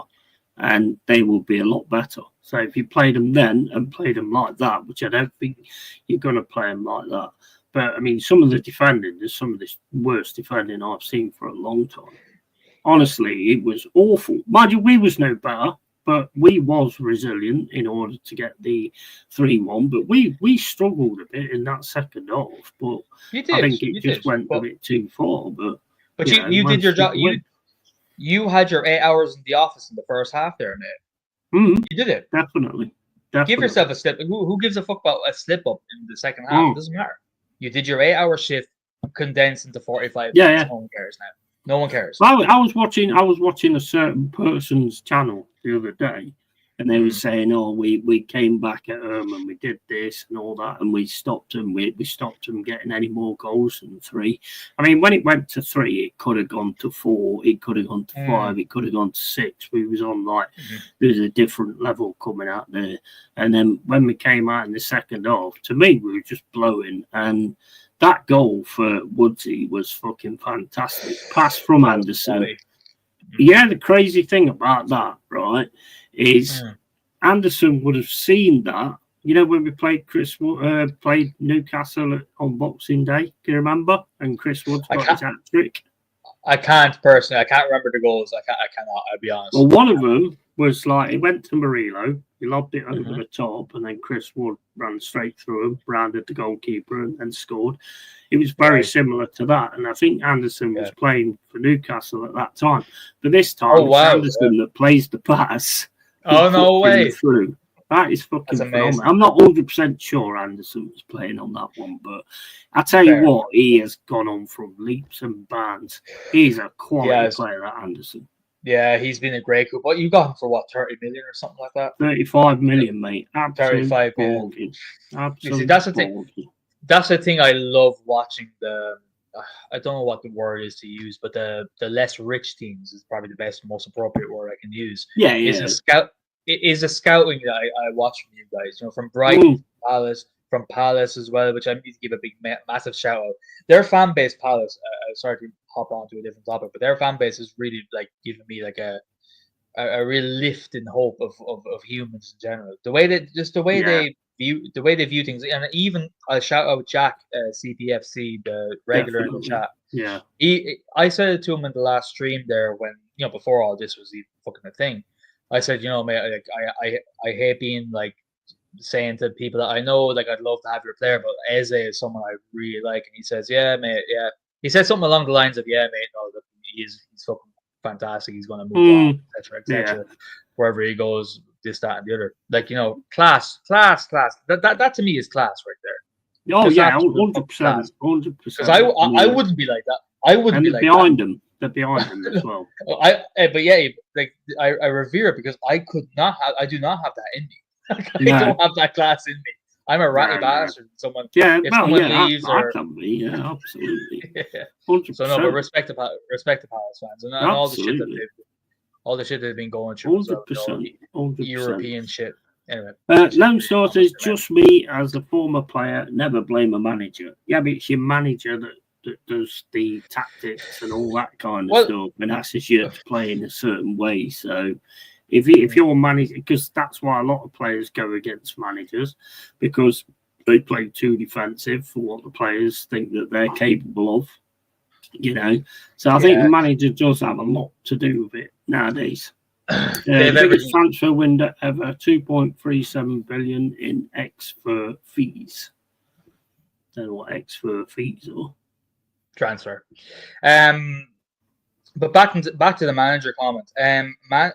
Being a leader is everything. Being a strong leader wins wars against the odds. Being a good leader, being a good captain in teams. If you've played football, I assume it's football, Lone Star.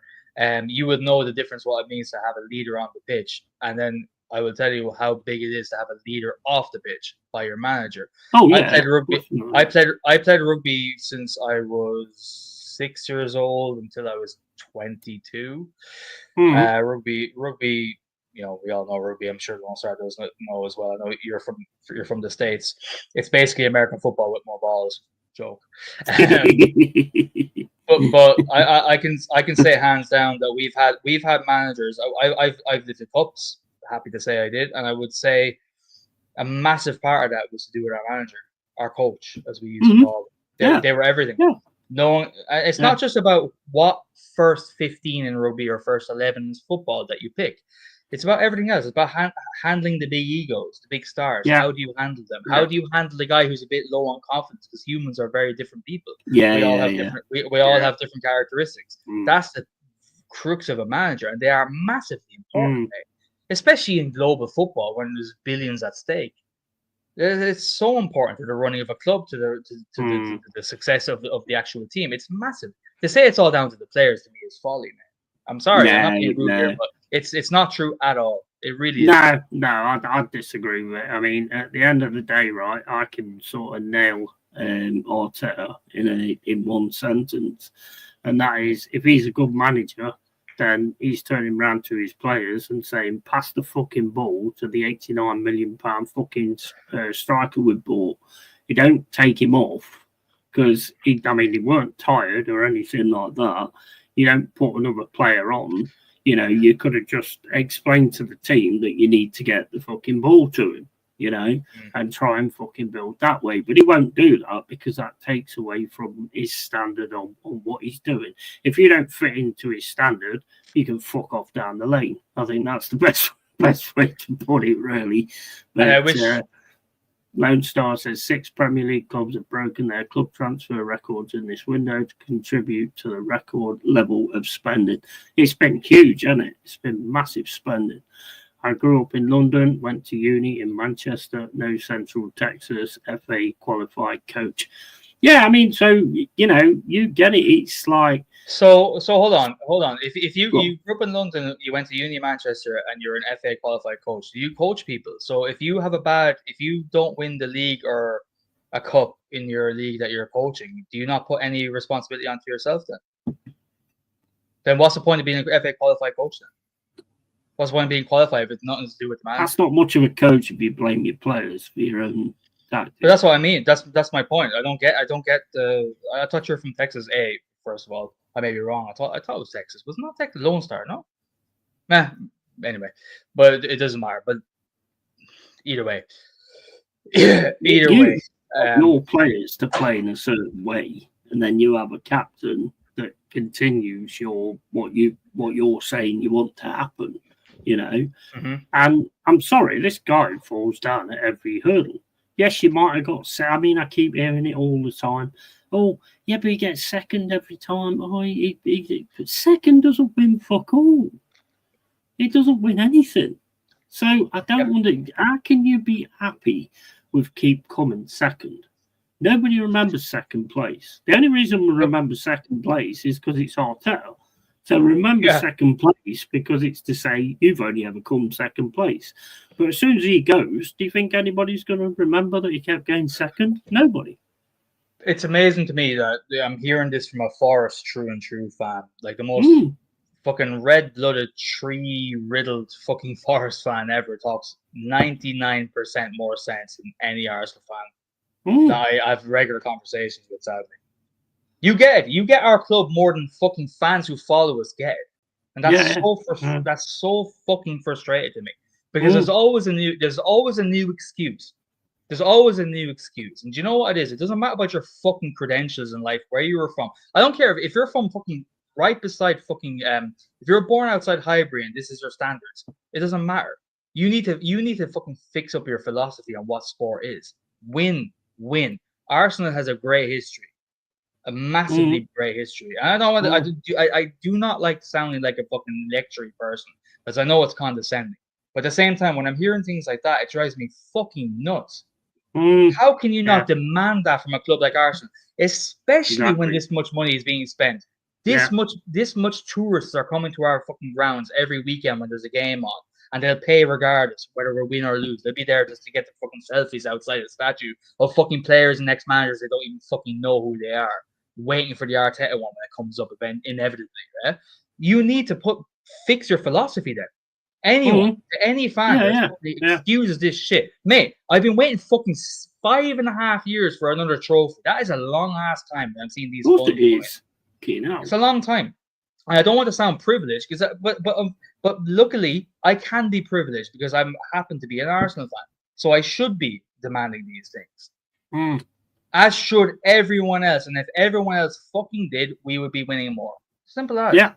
The thing is, I as Forest fans, we come from a manager that was the best to ever do it. You know, in my opinion, he was the best to ever do it. What he did with us was absolutely phenomenal. And he knew how to deal with players. I don't think he'd do that well with the way players can like dance tools and stuff now. I think he'd probably beat the fuck He killed them.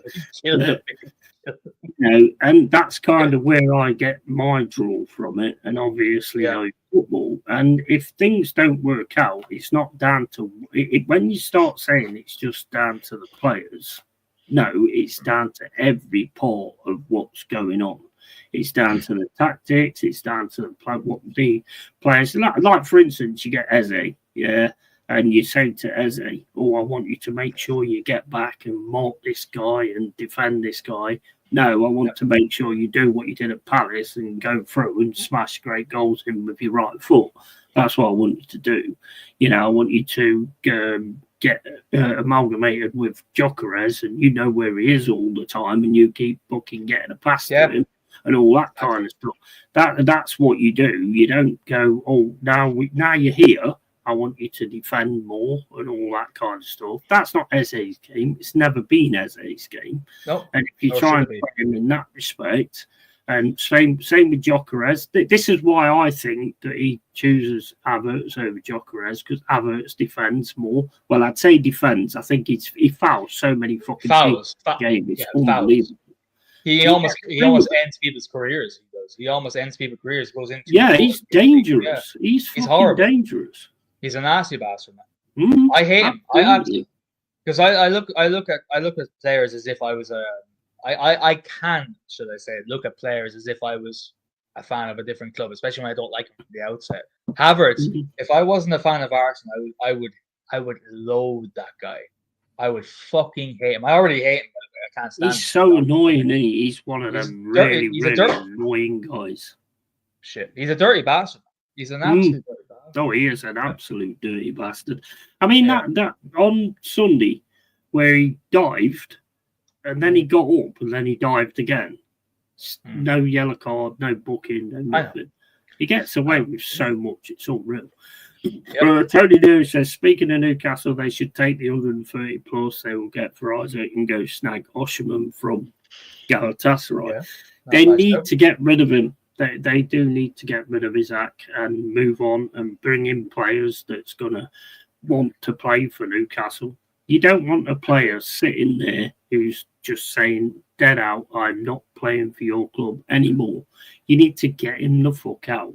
So if they offer 130 million plus add-ons, get him fucking out and start concentrating on the actual team and the players that want to play for the fucking team. Not other players that's causing fucking issues all the time. No. And you can say what you want, but it does have a massive ripple effect in the dressing room. It does.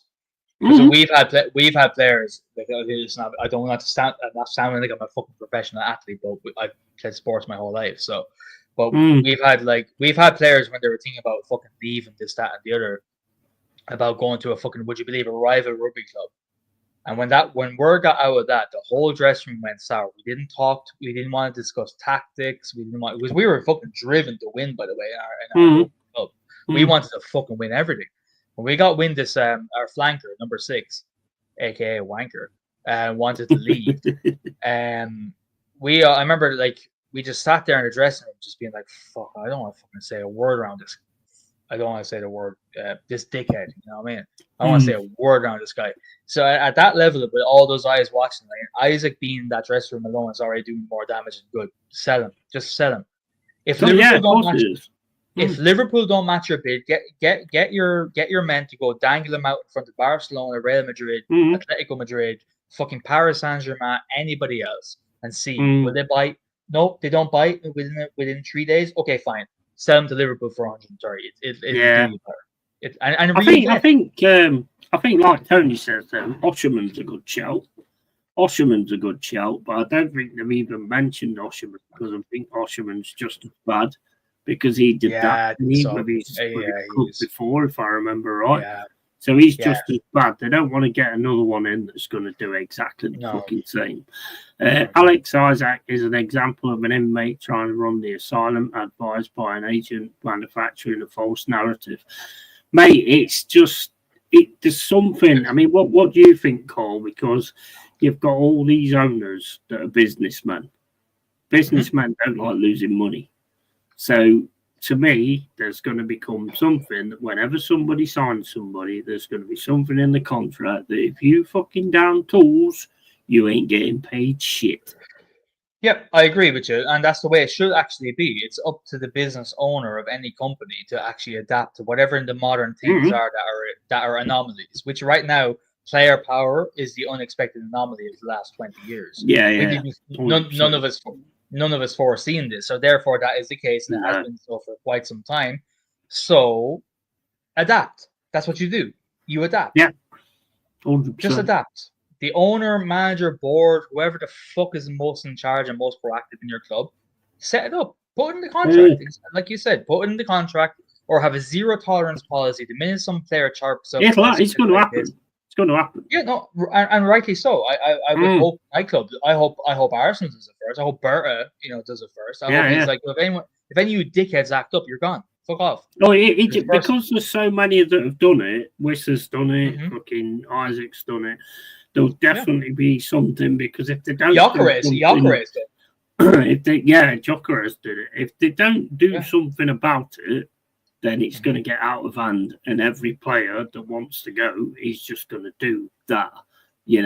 I mean, Morgan Gibbs White. I mean, he had his best game I've seen him have for a long time on Sunday. He was fantastic, absolutely fantastic, and he's obviously showing that look. I have my issues with the situation, and that's not going to change. That's just it. That's just me. But he's in a Forest shirt, and if he's in a Forest shirt, then I will give him the respect until he's not in a Forest shirt. I don't like what he did. I thought he was very, very snaky, personally.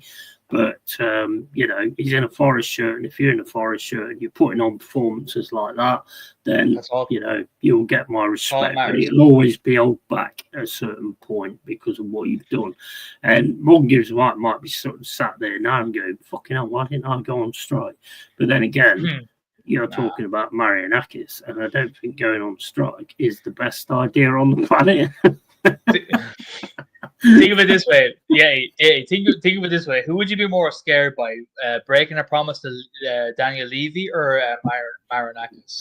Marianakis, mate. Mate, I've got a feeling that, when that contract was signed, it was in the middle of a field and there was loads of places around it and there was fucking snipers there. If you don't sign, the bullets going in your head. My vision is slightly different. It's in like he probably brought him over to Athens or somewhere in Greece, somewhere out of MGW's comfort zone, and brought him to his best restaurant. Come, Morgan, come eat with me.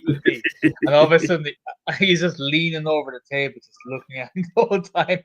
And every time Morgan looks up, there's an even worse, scary guy. Looks like Hamza Chimaev. The table, I mean, probably staring at him. Exactly. I mean, you can see it now, can't you? They're sat at the table, and then you've got loads of people coming out and just putting plates on the bar. If we smash plates, if you don't sign, every one of these is on your head. Just give me a second, mate. I just need to go and grab a beer. And I'll talk to the lads.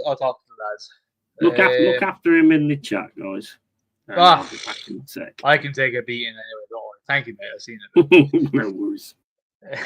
Lone Star says, the Judas flanker. Oh, he was, man. He was. You listened. He absolutely was. He was terrible. So it was a local club rival that we played against and fucking hated that he decided to go, oh, well, I'm going to join them basically behind our backs. And we got wind of it. And this short long story short, the dressing room was not very good after that. Lone Star says Crystal Palace win on their European debut. Okay, great. Good news. To Jean-Philippe Mateta's goal. Nice one, man. Nice one. Yeah, I must say I wish Palace well. Just Palace are a good club anyway, but just seeing their, and it's not just based on the Eze thing. It's based on whenever they lose a player, just their general cadence. I base a lot of this on Jack. We all know Jack CPFC, who's in the chat. He comes across very well in the chat too, and yeah, I hope they get back up and recruit properly. Yeah, just 5e in the chat. Hit a fucking like if you haven't. Yeah. There's entertainment on here, not from me, but mostly from DA. So if you all have any questions, go ahead. I'll answer them to the best of my abilities. If not, I'll just sip my wine and watch the rest of It film, which is fucking terrifying. Yeah. But yeah, mad news for the Arsenal. Mad news for the Arsenal. The narrative is that we stole Eze under Spurs, but I don't think that's the case. I think we were in from the whole entire time. I think the possible news of Havertz's injury, but also the very poor performance from the Man United game probably was the one that pushed it over the line, I'd say. But you know what I'm really happy about, guys? I'm really happy to see that Arsenal fans, because they're getting such a high off these transfers that we're getting, are now hoping that we go in for Rodrigo after this. This is the standard, guys. Aim high, settle for less. It might be small, but it's better than the opposite.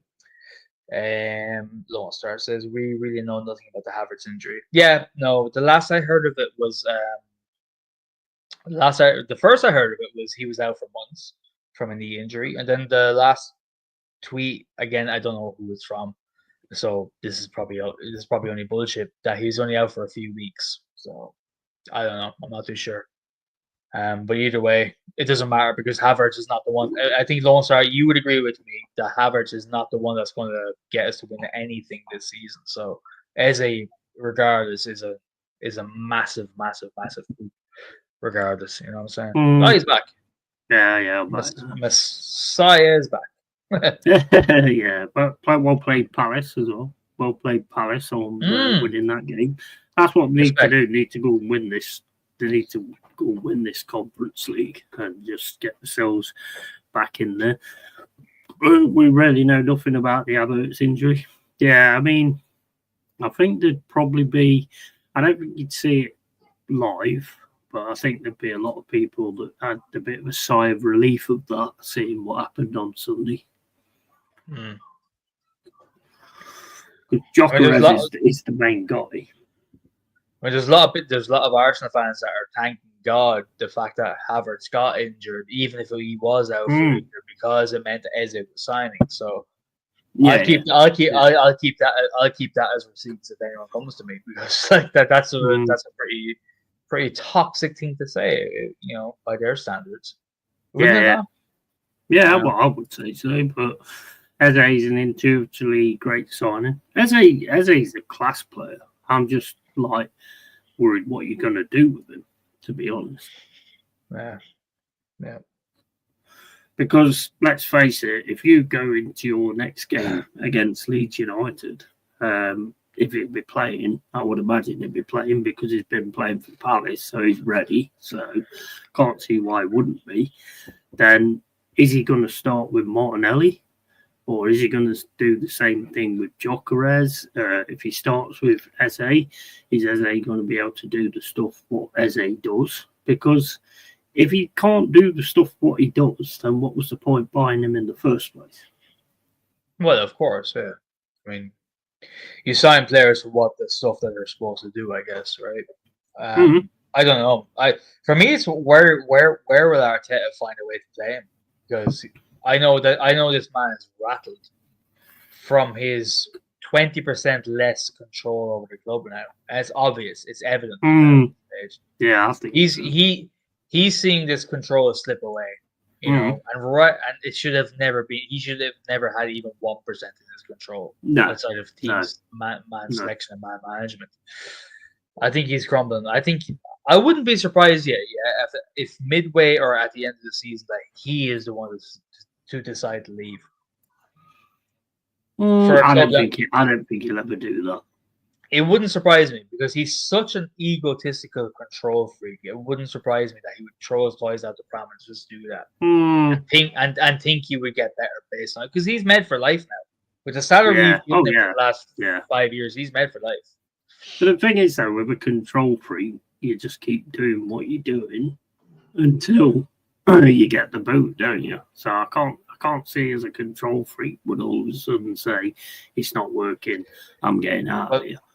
Well, I have seen people with massive egos do the exactly that. What I said is that they will literally terraform their idea of themselves and go, do you know what? I'm going to put it into my control because I'm that level of a control freak that I want to leave and go into a shitty club, maybe.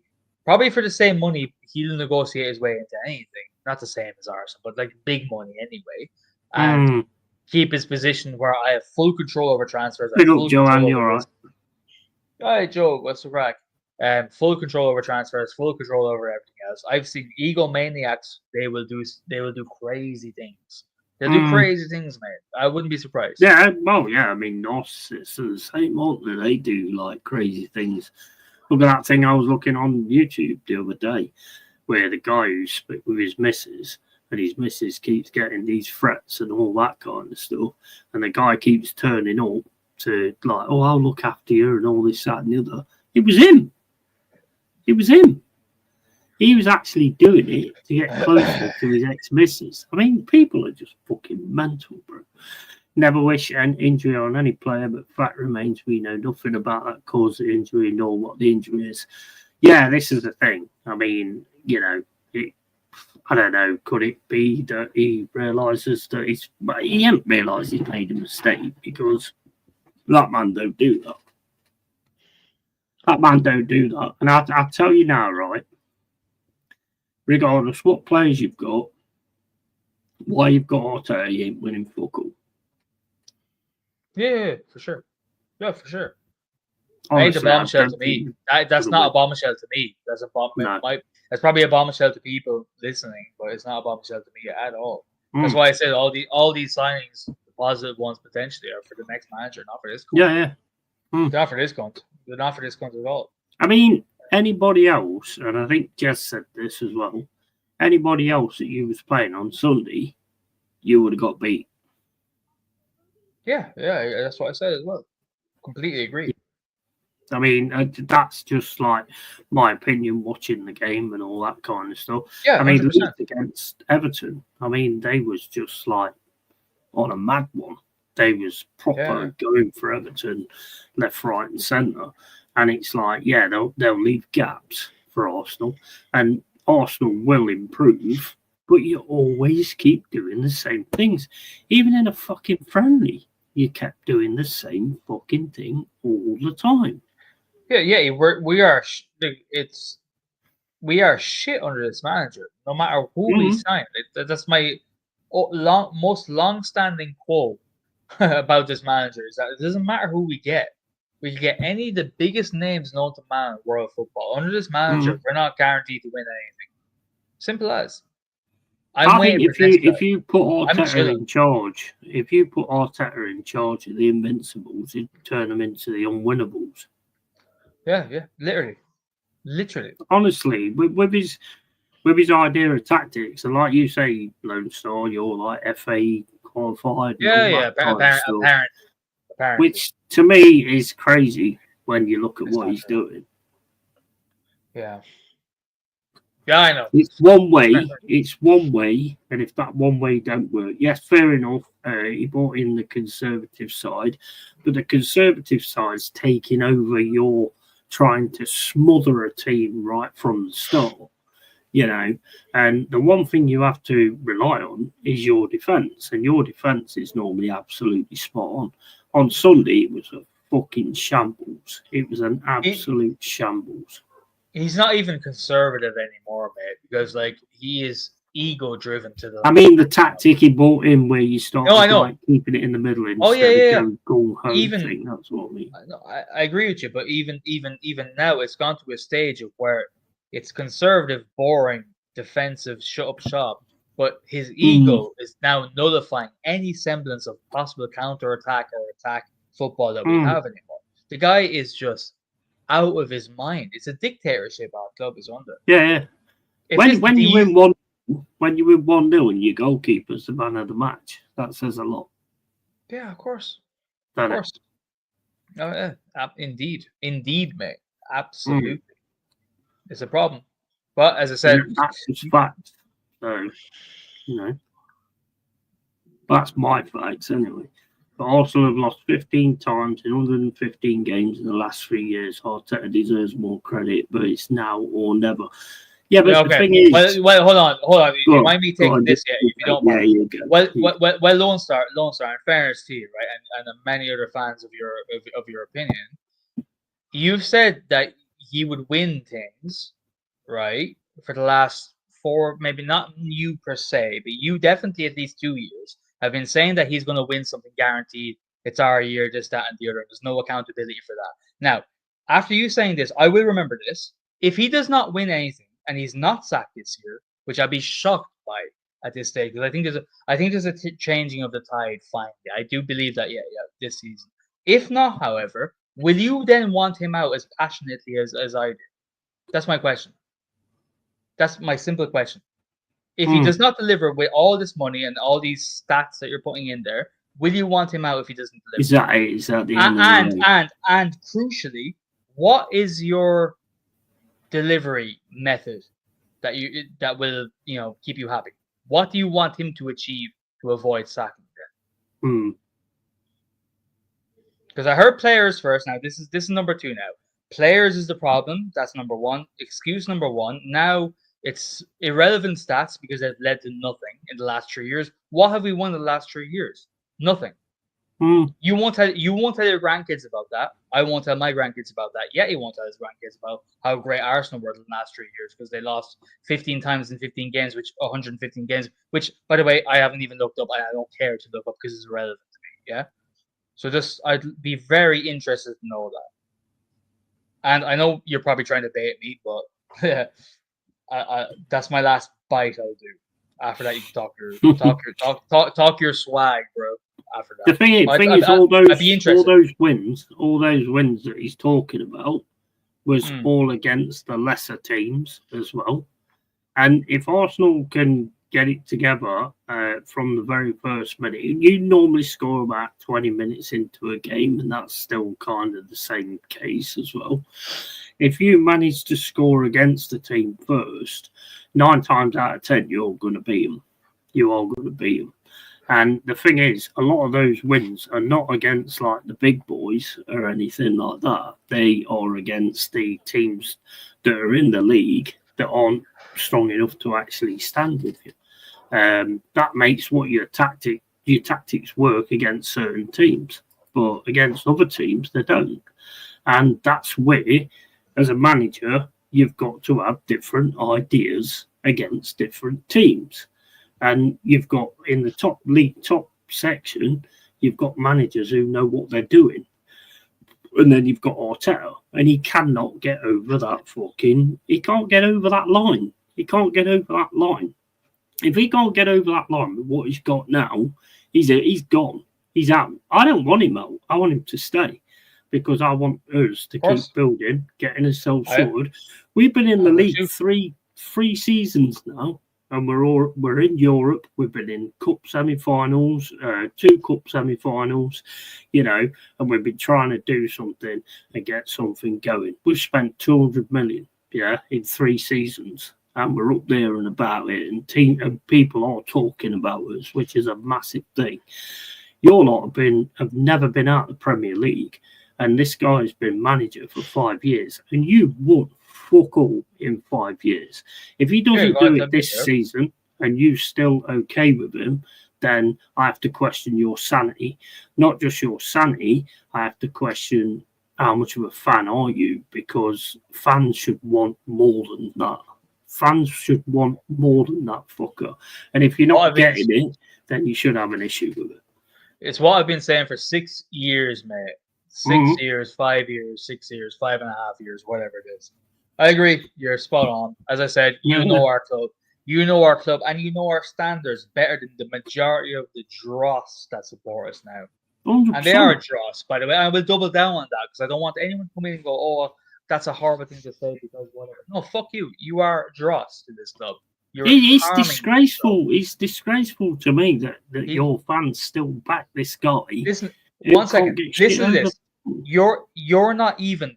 This is coming from a man that's not even fucking a fan of Arsenal Football Club. This man here, he's not even a fan of the club, and it's a disgrace. So sorry, mate, for cutting you off. I had to catalyze that. Go ahead. It is. It's an absolute disgrace. I mean, normally Lone Star, I would agree. However, Fraudtata said Champions League in 2 years at the beginning. Also, he makes 18 million a year and has won absolutely nothing. Nothing. It's not now. It's or never. Yeah, exactly. If it is, he isn't good enough, mate. And Slot came into a team, had 0 signing to walk the league. Exactly. 100%. And Arteta came into a team which is deemed not good enough and won the FA Cup with a team he had to completely dismantle and has won fuck all since. Yeah. I have no more ideas, Proof guys. in the pudding, bro. By the way, I'm not seeing your reply. Lone Star, please answer my question because you dodged the first one about 20 minutes ago. Answer my question.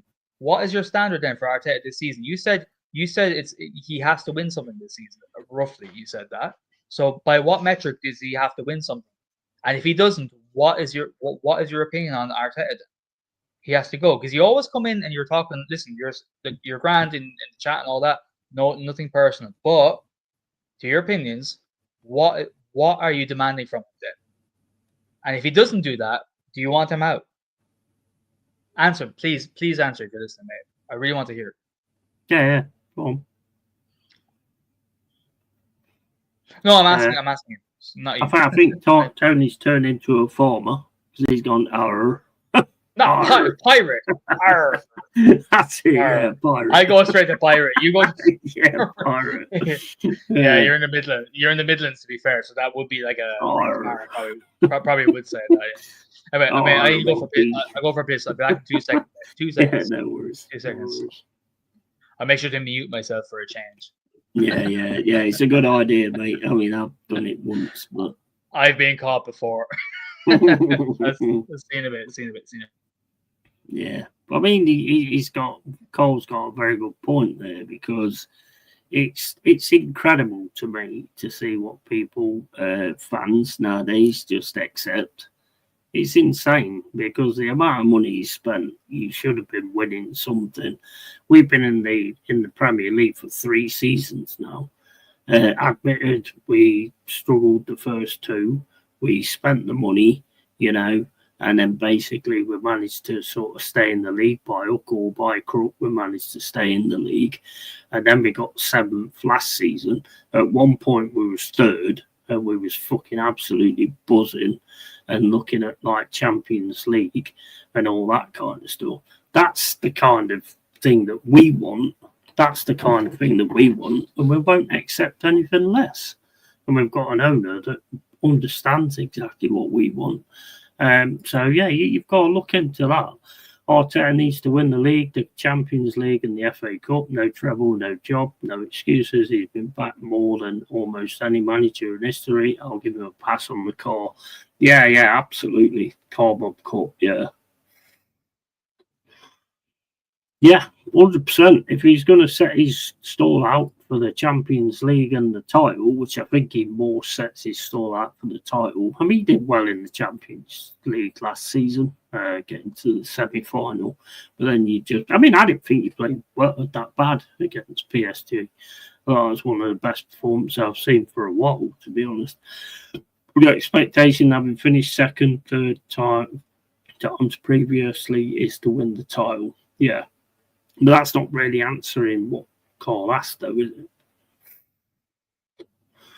Cole's basically asking that if he doesn't do that, then does he have to go? Is that it? Is that the end of the line? I think that's what Cole was asking. He'll be back in a sec, but it's at the end of the line because it's got to be the end of the line. If you're a fan, you want to win things, and he ain't winning nothing. Go on.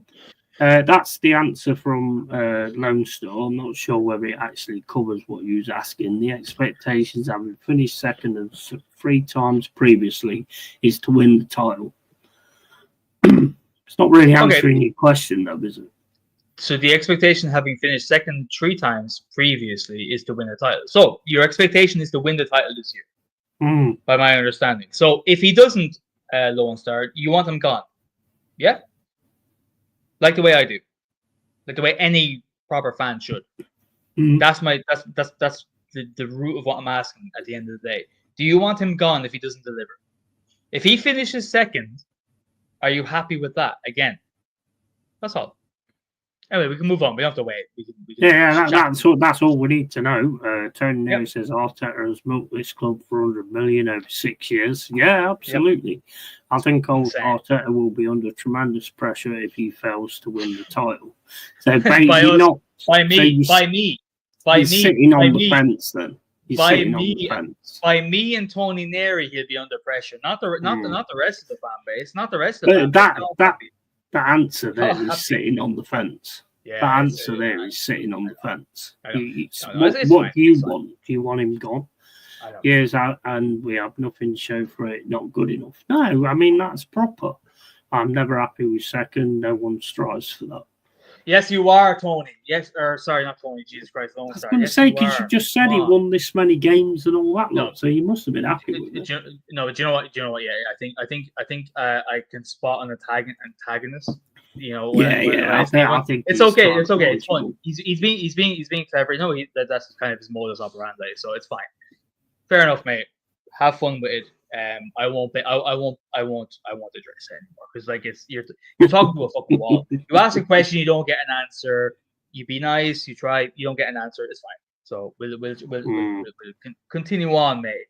Anyway, I'm watching it in the background. By the way, it's fucking terrifying. The new one? The newer one, the first of the newer ones. Quality, right, bro. That Skarsgård actor scares the shit out of me. I'm not gonna lie. I say it on the internet. I don't care. He terrifies the shit. I mean, I hate the first scene. I hate the first scene when he's talking to that really sweet little kid, little young lad. He's such a nice little kid. That's amazing. That is. I don't like it though. It bothers me. But that's why it's good. That's why it's good because it makes you feel like, oh, you fucking bastard! Like it's horrible. Do you know when you actually read the book, they got that spot on there on the very first one with Tim Curry. It was good. It's awesome, but it's not as good as the remake. They got that spot on because it's like, rips his arm off and then fucking comes out and grabs him and drags him. Horrible. It's fucking amazing. Oh, it's horrible, mate. That is amazing. I just watched that with my missus there, like just before I hopped on stream, and she was like, "Will you fast forward that?"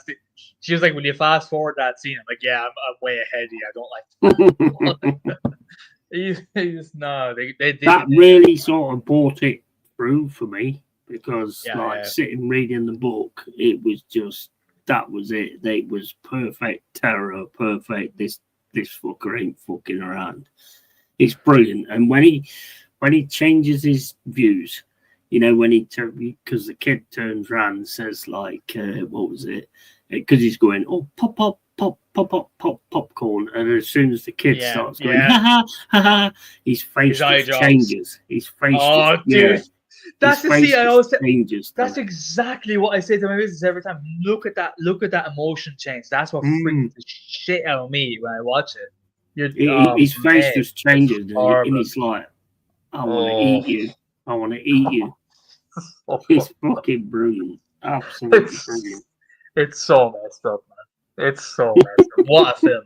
Though. Oh, it's excellent. Have you seen chapter 2 yet? Yeah. Oh, yeah. Oh, yeah. It freaked me out as much, by the way. Because I told you before, but horror movies, mate, I'm a bitch. I'm a pussy. I get scared by everything. It gets into my head, you see. Yeah, I'm grand when I'm watching it, like, on my TV or in the cinema. I'm fine. This is great. This is fucking amazing. Then I come home by myself and I'm upstairs. I'm like, oh shit, it's in my head. You know what I mean? Yeah. Oh, mate, I just love it. It's like when they're watching. You love it. When they're watching that film and he actually comes out. Oh, and all them teeth and all that kind of stuff. It just looks fucking amazing. Yeah. My brother actually took a date to watch that movie, even though he's scared of clowns. So he spent the whole time watching this movie going, and like covering his eyes. I was like, yeah, I don't think you got a second date there, did you, bro? I said, you should maybe, not. Maybe some women might have liked it, them showing a sensitive side, Not this one. No, okay, fair. Look like a fucking pansy. Look, I'm an Arsenal fan. The club is in my blood and bones. I always want us to win, but who the players and the managers are completely out of my hands. Yeah, no comment. Yeah. No comment. Yeah. No comment.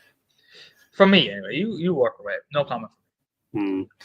Well, I mean, for me, it's just like, that's just a total sort of throwaway comment. I get your politician. blood in the bones. Yeah, it was a very politician statement, to be honest. You should want better. You should want better at the end of the day. Guys, between me and my friends and partner, we are managing to raise £600 for a cat near me that got chucked out by his owners over a year ago to have his dental treatment. Oh, mate, what is wrong with people, bro? Seriously. Yeah, Joanne is always like, though. Well, what is wrong with people? It's like the BBC did a thing earlier saying that they found a cage full of, like, 9 dead kittens. I was like, I just unfollowed the thing because I was like, I don't fucking know about that. No, me too. I'm the same, mate. Sometimes my fucking I've actually cut out a lot of people because of this exact reason. But they send me, I won't go into detail, but they send me like reels, on Instagram, the reels.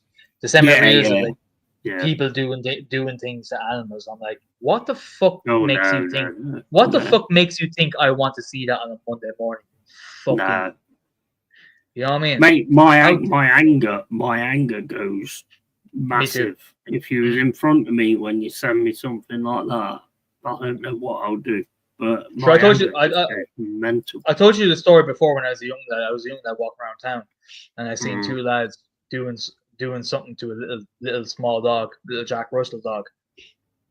I told you that story. Did I not tell you that story? I won't say. I can't say on air, unfortunately, due to legal circumstances. I can't remember. I think you might. Yeah, I can't remember. I'll tell you in the private stream after. But it was me.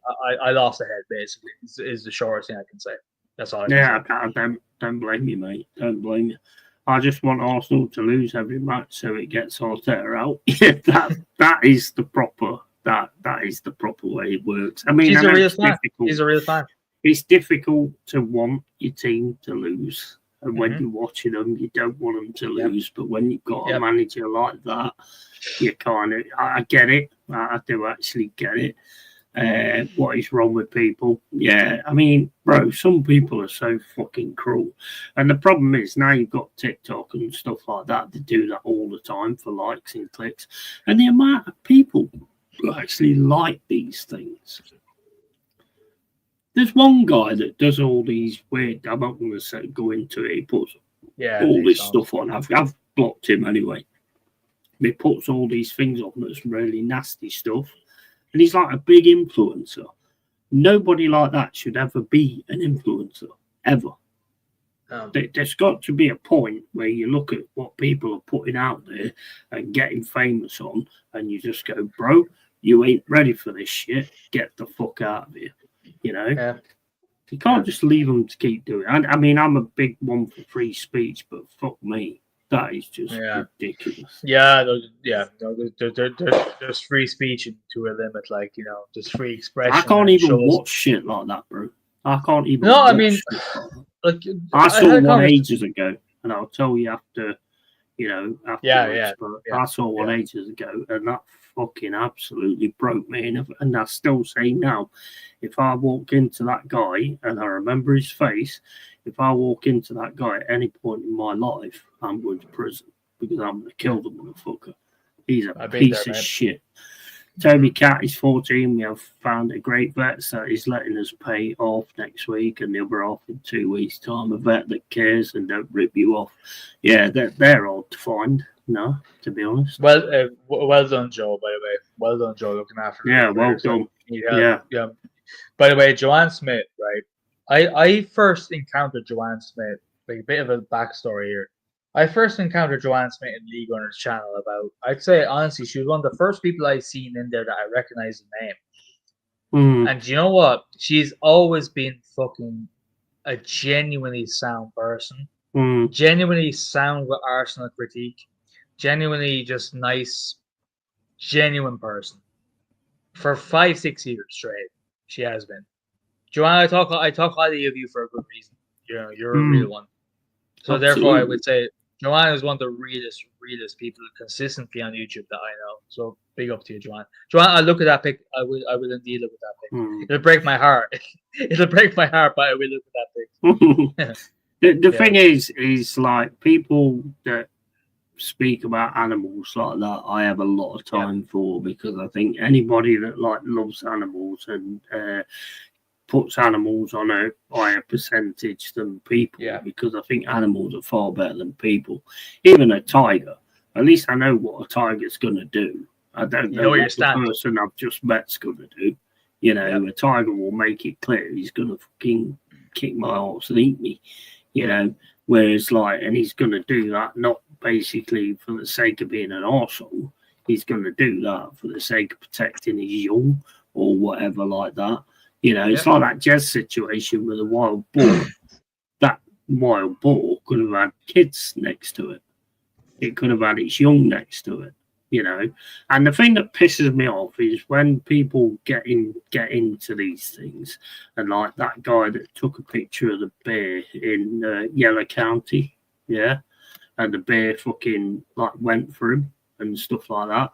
Then the bear gets killed because this dickhead decided to get out of the car and try and get a selfie with a fucking bear. What should have happened is a bear should have ripped his fucking head off. You know, don't fuck around with things like that. Look at that thing where they keep getting selfies. You know, where they put that great big boundary outside out the sea because the sharks come in. Sharks come in. So they put a great big like concrete boundary at the side of it so people can swim. And it says, like, don't go over the boundary because that's where the sharks are. You've got fucking going in there swimming, trying to get a selfie with a fucking shark. Are you, like, fucking stupid or what? I don't even go into the sea.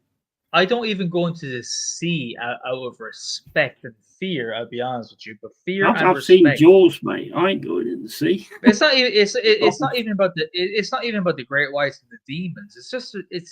This is your realm. It's sacred to you. Anyone that can inhabit that realm, that's yours. It's the one thing. It's the one thing. Although we have touched it, but it's the one thing humans have not perversed it yet. That's yours. That's your realm. Enjoy it. How dare I step foot and pretend like I can belong here and be untouched? in my little fucking gay wetsuit. Fuck you. That's fucking arrogant. And it's the same thing with the people going to Yellowstone National Park. I think that's what you're talking about.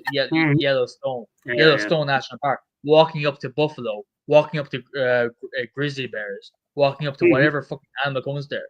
It's like, that's how fucking far we've gone as a fucking human. That's how far we have fallen. And it echoes in all aspects of life, by the way. That's the least of it. I can do deep dives. I hold myself back, so much time as I'm talking to you on stream because there's so many different realms I could go into. But it's so boring to most people. It's in the food industry, it's in the drinks industry, it's in what we just talked about, it's in football. You have dickheads saying all this sort of shit. It's in that sort of mentality is in everything. To further disconnect us from being human beings in tune with nature. We are lost. We don't know what nature is anymore. We're so disconnected. to the fact that we can't even recognize what's good to put into our bodies anymore, food wise. We don't even know. No. I have people. I bake. My wife bakes bread from fucking heritage flour, sourdough, and all that sort of stuff. I go to cheesemongers that make cheese from raw milk. Yeah, that is insane. That's what we used to do back hundreds of years, thousands of years, always throughout the ages. And people, you bring that to a modern folk that don't know nothing about nothing, and they go, "Oh my god, it's different than what I'm used to." Like literally, that's the reaction. You're like, "You fucking little prick, you absolute disconnected little dickhead. Just fucking try it." Yeah, Do you know what I'm saying? And that's what we are as humans nowadays. It's pathetic, and that's why I prefer the company of dogs. I prefer being around dogs all day. Do you know what? I'm happy to be around them. Just fuck people. Yeah. Fuck people. Any animals, mate. Any animals. Joanne says, "Thank you, Cole, mate." And love you, mate. Love you. Lone Star says, "Animal cruelty gets my blood boiling." Oh, 100%. 100%. He will have most of his teeth removed, but he will adapt to eating and pain-free. I think people that do stuff like that are the absolute salt of the earth. Whenever I have pets, they're always like rescues and all that kind of stuff. Yeah. But it's a tough job to do to get them back to realizing how much people can actually love them.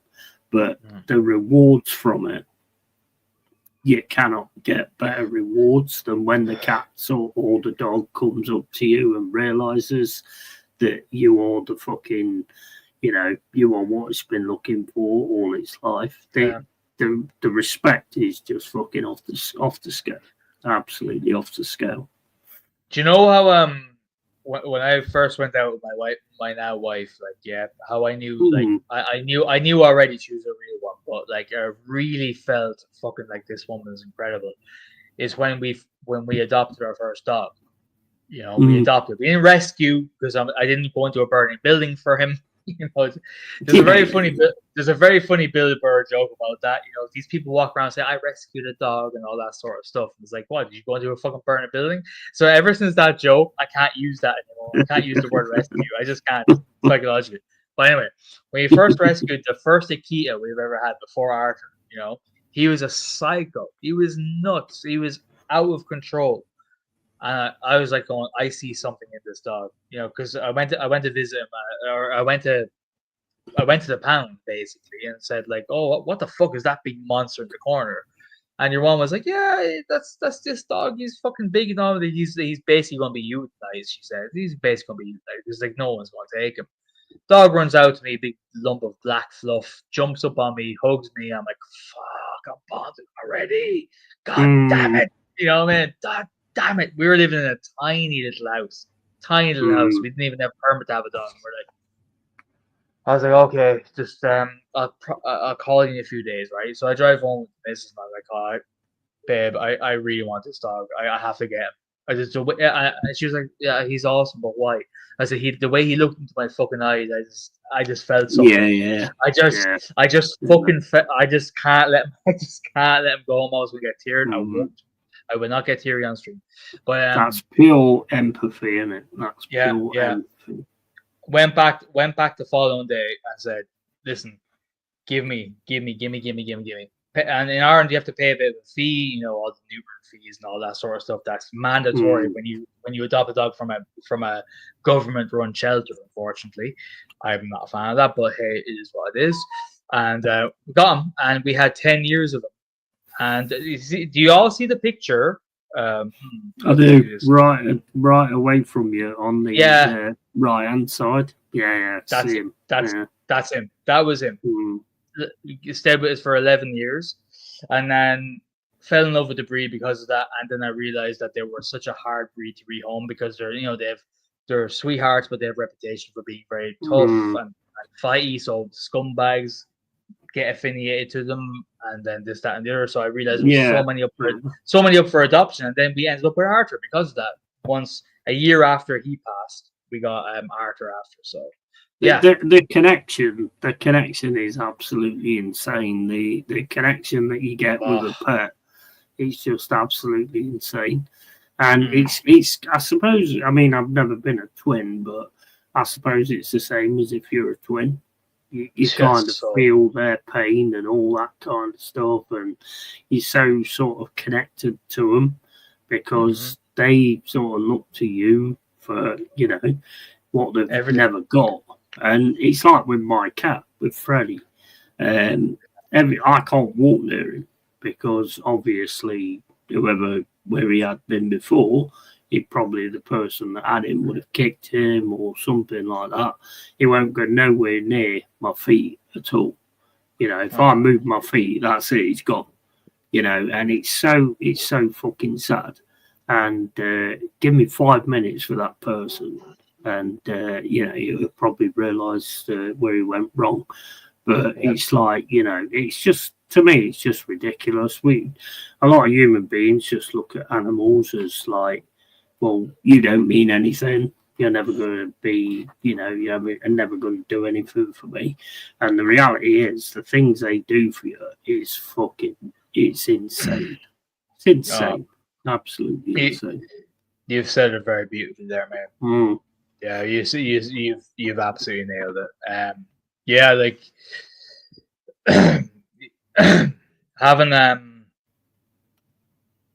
having a beast that's 50 plus kilo in your house all day that is so intertwined with you is I don't think there's anything more beautiful, man. I think it's even more beautiful than 90%, 99% of human interactions you could ever have. 100%. It's there's something primal about it, and it makes sense because I mean we've had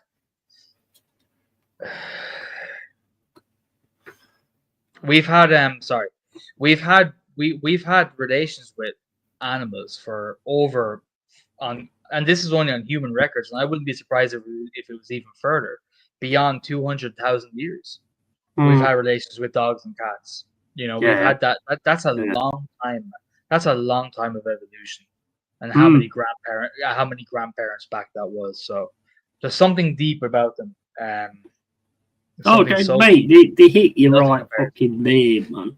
Hit you right there, or wherever your eyes. I think it's there. It's somewhere. Somewhere.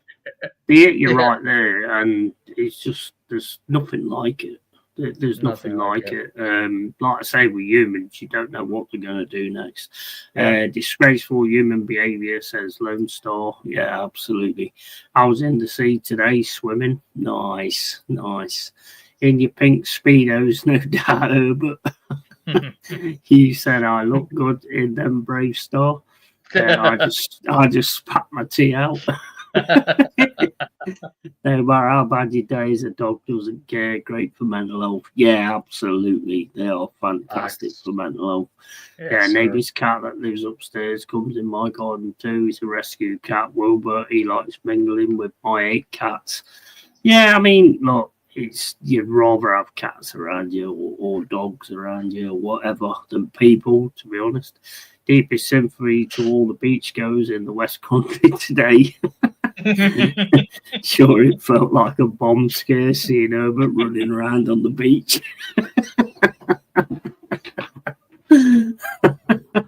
That was fucking excellent. That was fucking brilliant. That was good. Made me choke. Fair play. Fucking Anthony Herbert in his fucking Speedos. You got even got the even got the shark guy shouting, "Everybody beware." You're not shouting shark anymore, you're shouting fucking. Oh man. I think we needed that after that because it does get quite emotional when you're sort of talking about your animals and all that. And the thing is, we love them. And me and you, we can go from dark to darker to darker. Oh yeah, absolutely. We can talk. Me and you could talk ourselves into the deepest hole. Yeah. Pause, as the kids say. But that's funny. Absolutely, I've just got it to repeat. Look after him, guys. I'll be back in a second. Just ask me questions, lads. But if not, I'll make up bollocks to talk about. But yeah. Dogs are powerful, man. Animals are powerful. Whatever your pet of choice is, they provide, like, I think, a constance to you. As amazing as a human interaction can be it a friend, be it like a partner, a wife, a girlfriend, or boyfriend, or whatever it may be to your liking. There's always strings attached when it comes to that, whereas an animal, they're just there for you. They're here chilling. They're looking at you for, hey, yo, when are you gonna walk me next? When are you gonna walk me next? And even if you don't, they're still here anyway. Yeah, they're absolutely the best. They're the fucking best. If y'all got any questions about fucking something more lighthearted, shout them my way. I'm just why am I picturing Anthony Herbert on the beach? Lone Star, that comment was fucking funny, by the way. Deepest sympathy to all the beach course in West County today. Sure, it felt like a bomb scare seeing Anthony on the beach today. Unwavering loyalty, no, exactly, mate. And Joanne says, Anthony, you could be the answer to stop the boat people coming over if you're swimming in your speed.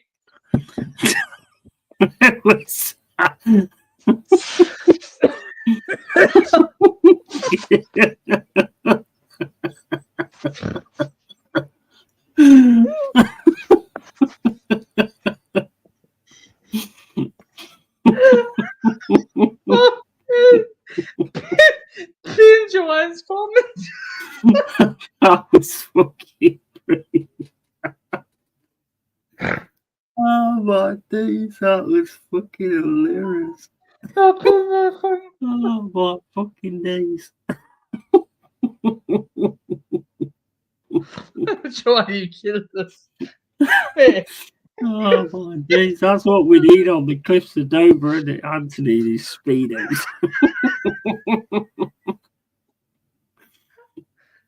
Fucking God. Oh my God. No, he can't do that to me, man. It's a Thursday night, man. I'm not ready for this type of consideration. You know what I'm saying? Turn back, guys. We ain't going here. I ain't fucking graping that. Oh, yeah. Oh, man. Oh, my days. The best comment I've ever seen. By the way. It'd probably be the best answer to stopping them doing the sexual assaults, wouldn't it?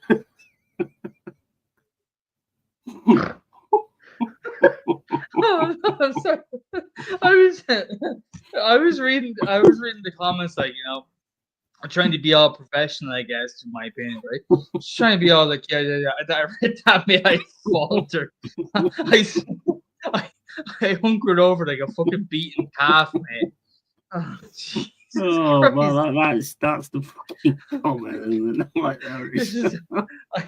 sorry, I have to screenshot that so I remember. You've got to. I have to. Joanne, you're a fucking Jesus. I'll try and get short of that, to be honest. Oh my God. Short of funny. Clip it up, guys. Clip it up. Yeah, clip it. Oh man, that was fucking insane. Where's Anthony gone? He's getting some boxer shorts instead.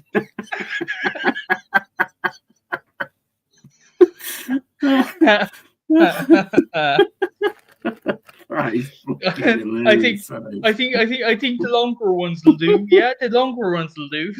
That was fucking hilarious. That is a comment of the night. Absolutely. I love that one. That Joanne's a fucking G. I love her to bits. She's been Even I didn't think that. That was absolutely electric. Yeah, my cat's kittens were cute running around. If I had to do it all again, I would. But my cats have all been doing now. And big up Bigfoot, how you doing? Bigfoot. I look like I'm picking my nose. How you doing? All right. And This is hilarious, and never mind reform stopping a man in his speedo will sort it out. They will take one look at him and he's Daniel Craig's and think, fuck, let's go back. Oh, Joanne, you're ruthless, mate. Well, if they go on different beaches, we can like take a picture and put it on a billboard on every fucking beach. Yeah, Anthony's standing there like that with his fucking speedos on. Yeah, the caption could be, "All right, fuck off." Oh my days! I can't. I actually can't. Just put light at the top. This guy lives here. Turn back now. Abandon all hope, ye who enter here. Like, you know, man. These aren't the benefits you want.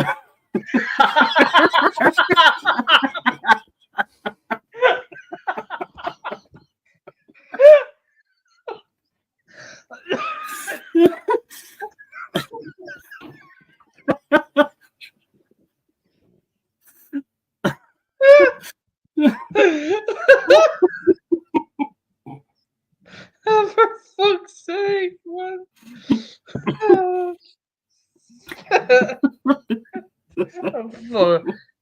Fuck this camera, man. I need to turn this camera off. Man, that is fucking hilarious. These ain't the benefits you want.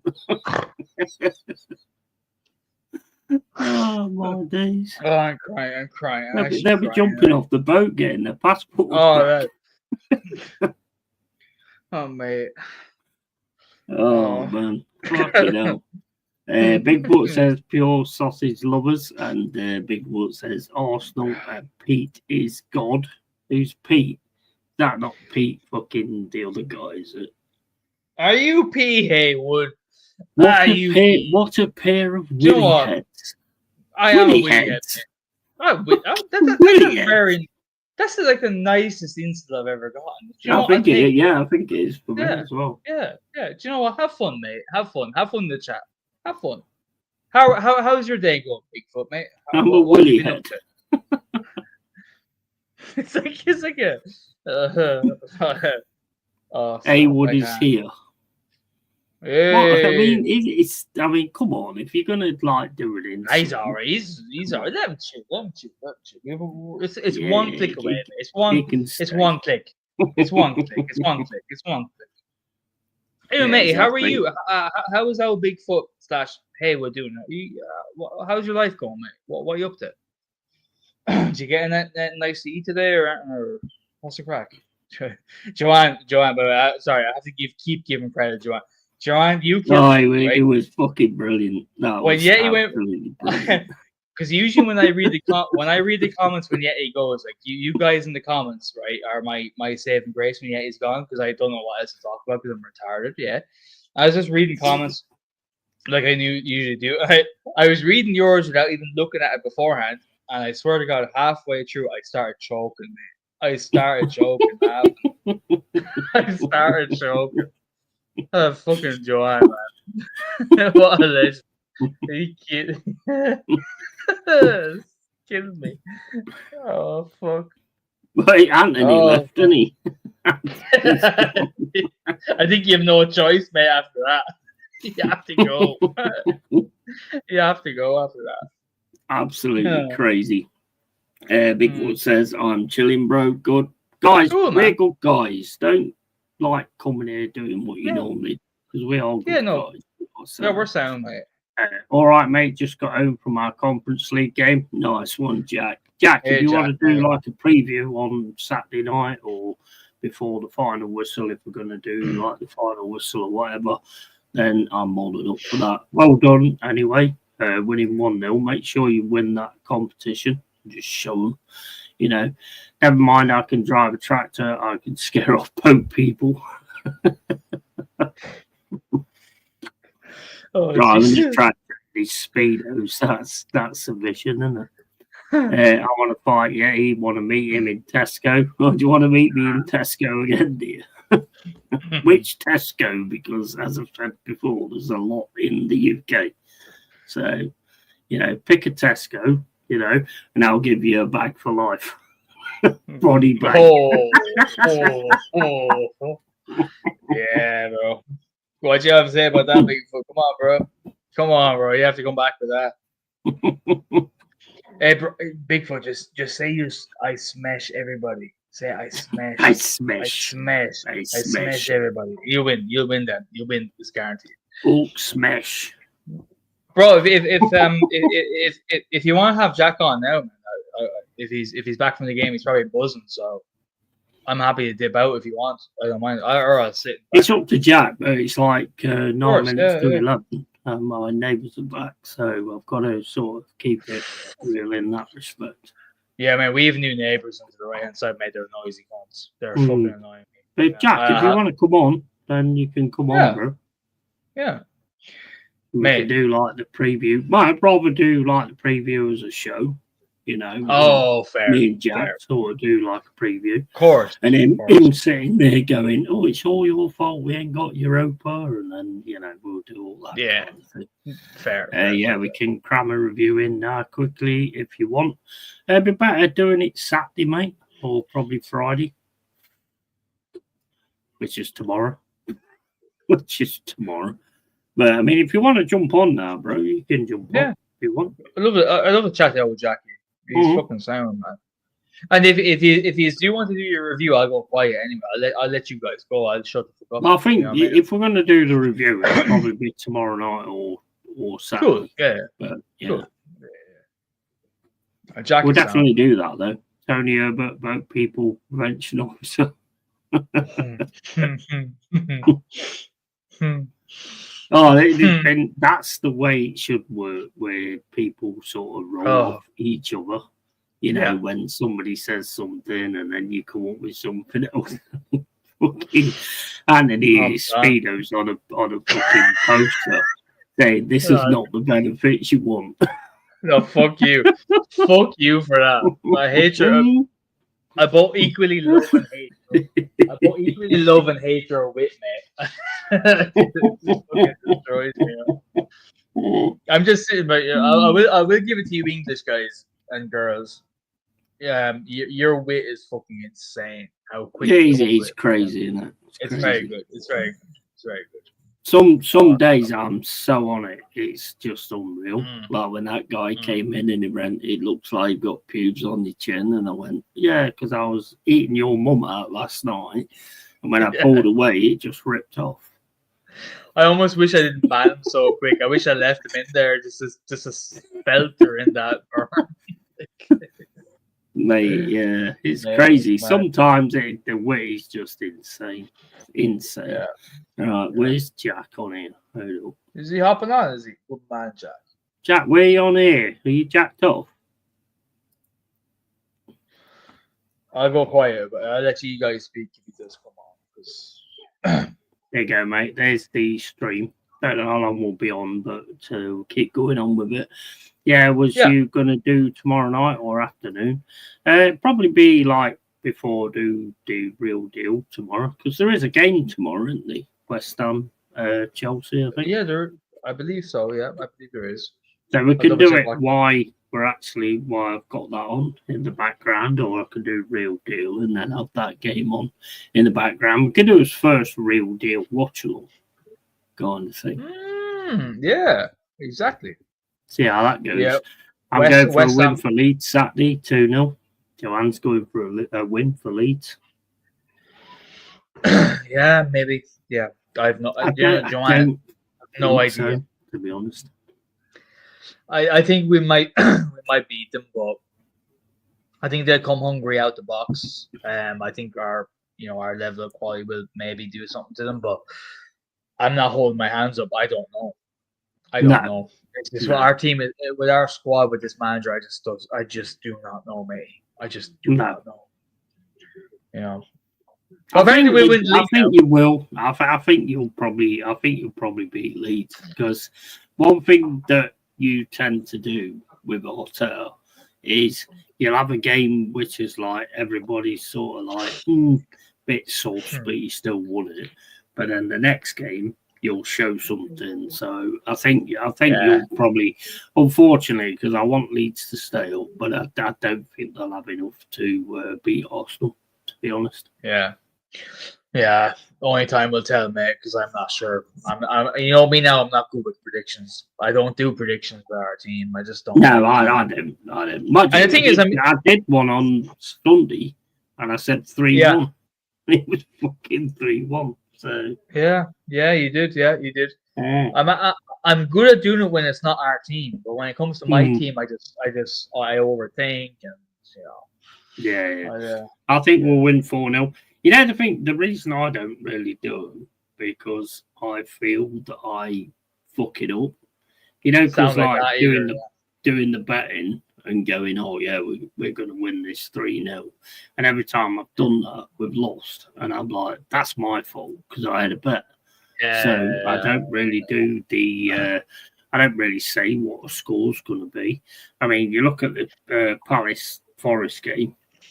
It's going to be interesting. It's going to be because we sit back waiting for the counter. They sit back waiting for the counter. So it's going to come down to who entices who to like go on the front foot. And then there'll be a counter attack come from that. So it's going to be a very, very interesting game.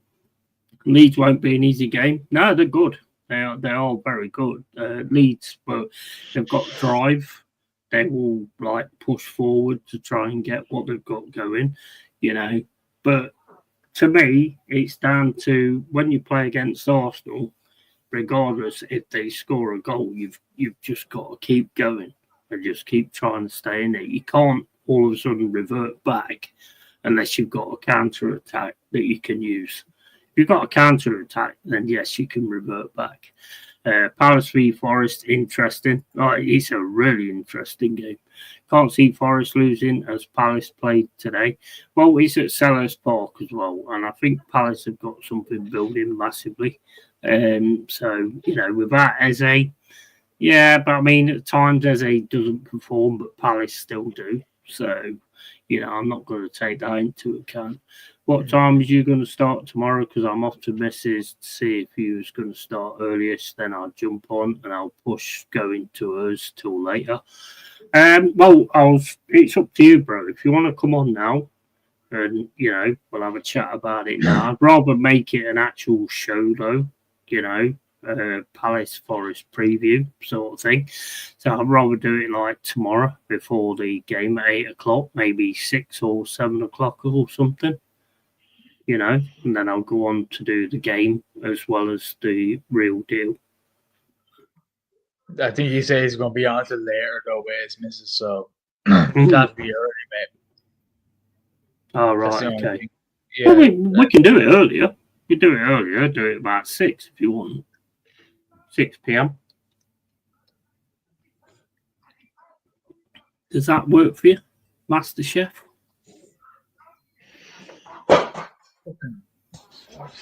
If that works for you, then that'd be absolutely awesome. About 6 o'clock, 5 o'clock, whichever one's good for you, really. Just let me know what time's good for you, and then I'll set it up, and then we'll just go on and like have a chat about how we're going to fucking beat you on Sunday.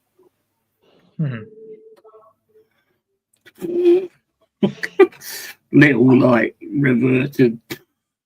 Oh, it's going to be a tough game, but how we're going to beat you on Sunday. You see, it's going to be a tough one against Palace, and they're going to be. Well, you just don't know. But the thing is, none of the teams right now, including us, including you, including everybody, nobody knows what the form is. Nobody knows yet, and it's away from home as well. I mean, we've built like the home form up from the first game.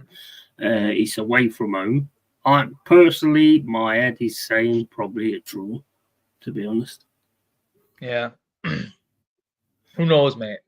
That's what my head is saying, but it's Selhurst Park. It's full of absolute real ones. I love the Palace fans. I don't like the fact they've took into account what's been said by their owner and just gone on that. Not Jack, but some of the rest of them. So it's going to be a major songs against Marianakis and songs against Forest and all that kind of stuff. But to me, I have no issue with Crystal Palace. I like them. I think they're in the same sort of, I mean, they've been in the Premier League for ages, but they're in the same sort of situation as us, trying to make our way into, the top. Not really, because we've been in the Championship for a long time.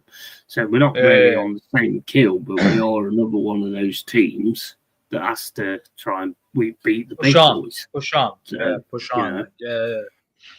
Yeah. So I have massive respect for Palace. Massive respect for Palace. Yeah, me too, actually. Me too. Me too. Yeah, just the way that they generally handle themselves. Just in general, actually, I would say. After matches, whenever they lose players. Best for me is like 6. Yeah, 6 is fine. I'll set it up. And we'll do a preview to the game. It'd be good to have Jack back on the channel, actually. Absolutely, 100%. Yeah, we'll sort that out, Jack. And we'll have like a conversation, and we'll sort out like how it's going to go and all that kind of stuff. So yeah, we'll sort it out tomorrow for about 6 o'clock. The other Palace fan was Paddy, who I ain't seen for ages. Remember Paddy? Oh, I do. Yeah, of course. A few times. Yeah, I ain't seen him. No. Yeah. I remember. Yeah. I ain't seen him for a while, but I'd choose Jack anyway. But hold on. The previous person, not Jack. The previous one before that used to be an Arsenal fan. Do you remember that? Used to be an Arsenal. I remember him saying. Yep, no, I will never forget something like that. Jack is Palace true and true, so that should be the main Palace correspondence, no matter what. Totally. Do you know what I mean? I'll miss the game tomorrow, moving, but I'll be around Saturday and Sunday. Nice one. And I fucking hate moving. Yeah, it's nothing worse. It's nothing worse. Well, Tony, it's great when you get in and you get settled. But that bit in between is just such a fucking ball ache. I'll tell you what, Tony, right? The first thing you should do, whatever your favorite tipple is, buy about 4 bottles of it. So when you finally do move and the job is done, have those bottles ready for you to sit back and relax, fire up the TV, whatever you're watching, crack open a bottle and just unapologetically enjoy it. Yeah, definitely. That's the best. That's the only advice I can give to you, because the rest of it will suck. That's awesome advice, man. That's awesome advice. So you can just sit and chill and enjoy your favorite beverage. Most important. Got to run, men. Always a pleasure, and I mean pleasure, and be lucky. Yeah, same to you, Lone Star, mate. You've got your opinions, we've got ours, and it's like fair play, mate. That's how it should work. Take care, brother. You know? Take care. Take care, matey. Take care. I love this channel. I love this cave because it's the best. It's awesome, isn't it? It's the best. Awesome. I feel almost bad, I know, like you said before, like, oh, you're happy that like this is the only channel that I come on, right? But I'm like, I'm really happy that this is the only channel that I can come on. That's the way I look at it. Yeah. Because I imagine like I couldn't waste my time with any other bullshit, mate. This is like this is my standard in life for anyone around. People, family, it doesn't matter. This is my standard. Being like this, being real, being fucking honest, having good conversations. If you can't have a good conversation, then fuck off. All those things are so important to me. Yeah. Because ultimately, what is the point? This. Yeah. It's so. The thing is, it's so real because it's like, you know, with the pub, it is like sitting in the pub and then all of a sudden talking about this. And all of a sudden going on to pets, and then all of a sudden going on to Anthony's weird Speedos, and then going on to like other things, and that's what I Yeah. love about it. And the thing that is most amazing about it is that the chat get involved. There's not any point where anybody comes in and goes, Nope. "Why aren't you talking about football? What the fuck are you talking about?" Or Yeah. anything like that. Everybody knows what this channel is, and everybody Yeah. knows what this channel is all about. Big up Adam, mate. How you doing, bro? Big up, yeah, mate. You okay? Yeah, I'm fucking sad, bro. Fucking sad. Exactly, Cole. I've been going Palace since I was 4, so I'm the Yeah. correspondent for Palace. He Mate, is. you know He is. your shit. You know your shit. He does, man. You know your shit. He does. Fucking moving 8 hours north of here. It's kind of weird, Jack, because whenever I'm talking on a watch along and saying, "Oh, this is the issue, that's the issue," I can always look at the chat and you're saying exactly the same thing. So it's like we have like a fucking affinity in that respect as well. Sorry if I'm a bit behind. I'm just looking after my cat because she's not well right now. Yeah, well, that is more important than this fucking chat, bro. That is major more important than this chat. 100%. Your animals are major more important than this chat. Hey, talking about the cat, she's got this thing. He's got this thing. Oh, fucking sorry, Freddie. I just misgendered you. He's going to get me cancelled now. I'm going to fund Freddie's transgender surgery. I will fund that so hard. Yeah. He's come out. He's come out from under the bed. And he's like, look. I hear my voice. He heard my voice. Big up, Freddie. Hello, Freddie. Do I look like I've got a fucking dress on? Best of luck with him. Mate, it's tough, but make sure you have something to look forward to when finished. Absolutely. She's 18, turning 19, so I've had all my life, to be honest. Oh, yeah, wow. Man, they are amazing.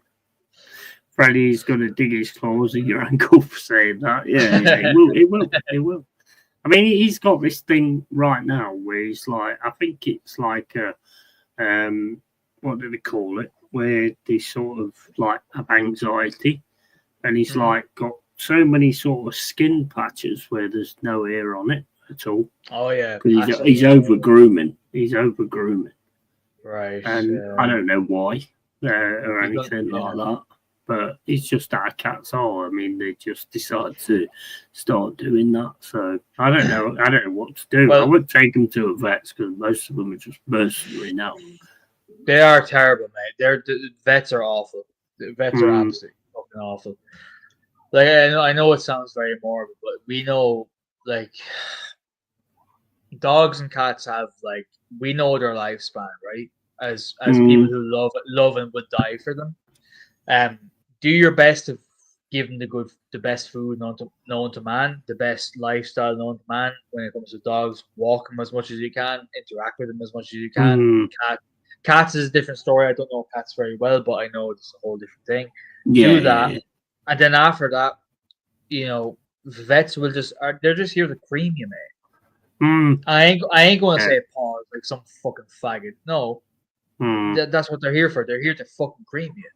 They're here to absolutely rape you. When you're at your most vulnerable, they're there to absolutely take you to the fucking cleaners. Yeah, I mean the thing is, I mean, this is the issue. As soon as it becomes like a money thing, where they're getting loads of money for it, they stop caring. And vets at one point, and Joanne said she's found one that actually gives a shit, which is not easy to find. I mean, we took in a hedgehog that had like been run over or whatever. We took one into a vet and said, like, is there anything? Nah, nothing we can do because you're not signed up for the place. And I was like, well, what happened to people being vets who cared about animals? You don't care about animals anymore. No, but you ain't got an account or anything like that. It's like, it's a fucking animal, man. You're a vet, and you don't care. The fantasy we all had as kids, I'm sure you had the same thing when you were a young, bright-eyed dreamer. Yeah, like me, I for a very short amount of time, we all wanted to get into vetting, right? as a modus operandi to save animals, no matter what the cost is. And these fuckers nowadays, all it is linked to money. Like you said it yourself. You brought in a hedgehog, a poor little fucking. By the way, I love hedgehogs so much. Oh, hedgehogs are fucking. Oh, so cute. they're the best, and they're native. They're native to our lands as well, which is awesome. Mm. You bring him in, he's there mangled, and some guy goes, "Well, there's no official owner, so therefore there's no gain to get out of it. So what's the point of me healing it? Fuck off." Exactly. Yeah. That's disgusting. I went off on one, I did. Me too. Well, I had a similar situation with our last dog, the dog before Arthur. He was diagnosed with something, and the vet was like, "Going, yeah, no, we didn't see it, but like, you know, we have all these plans." And I was like, "Okay, what's the plan then? You know, what can possibly actually be done for him?" And they're like, "Oh, well, no, it's terminal, but we can sell you these medications, this, that, and the other." And I was like, "Going, you want to sell me like 6 different medications at a time when I'm in tears?" But I was flooded with tears. I proved myself to my man. I give a fucking minute. I was crying my balls out. Yeah, I was in tears in front of this vet, and she was like, "Going, yeah, well, you can take this. 6 different medications," she said to me. I was like, "Well," I said, "the only medication I would really hope for, which I know is possible, is that one would prevent pain. So give me that alone, number one. And number two, all these other things you just told me it's inoperable. It's terminal. The dog is done. Like, why would you try and fly? You know, I was based since I was very young. I was clued in, should I say? I was like, oh, why would you push that on me? Like, would you want me to spend €250 every time I see you, even though you just told me my dog was about to die in 3 months? The fuck kind of sick? That's sadism, mate.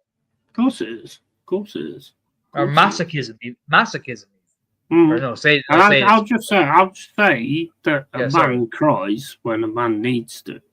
You know. Oh, I've cried a lot. When a man cries, it means something. It's not about not being macho or anything like that.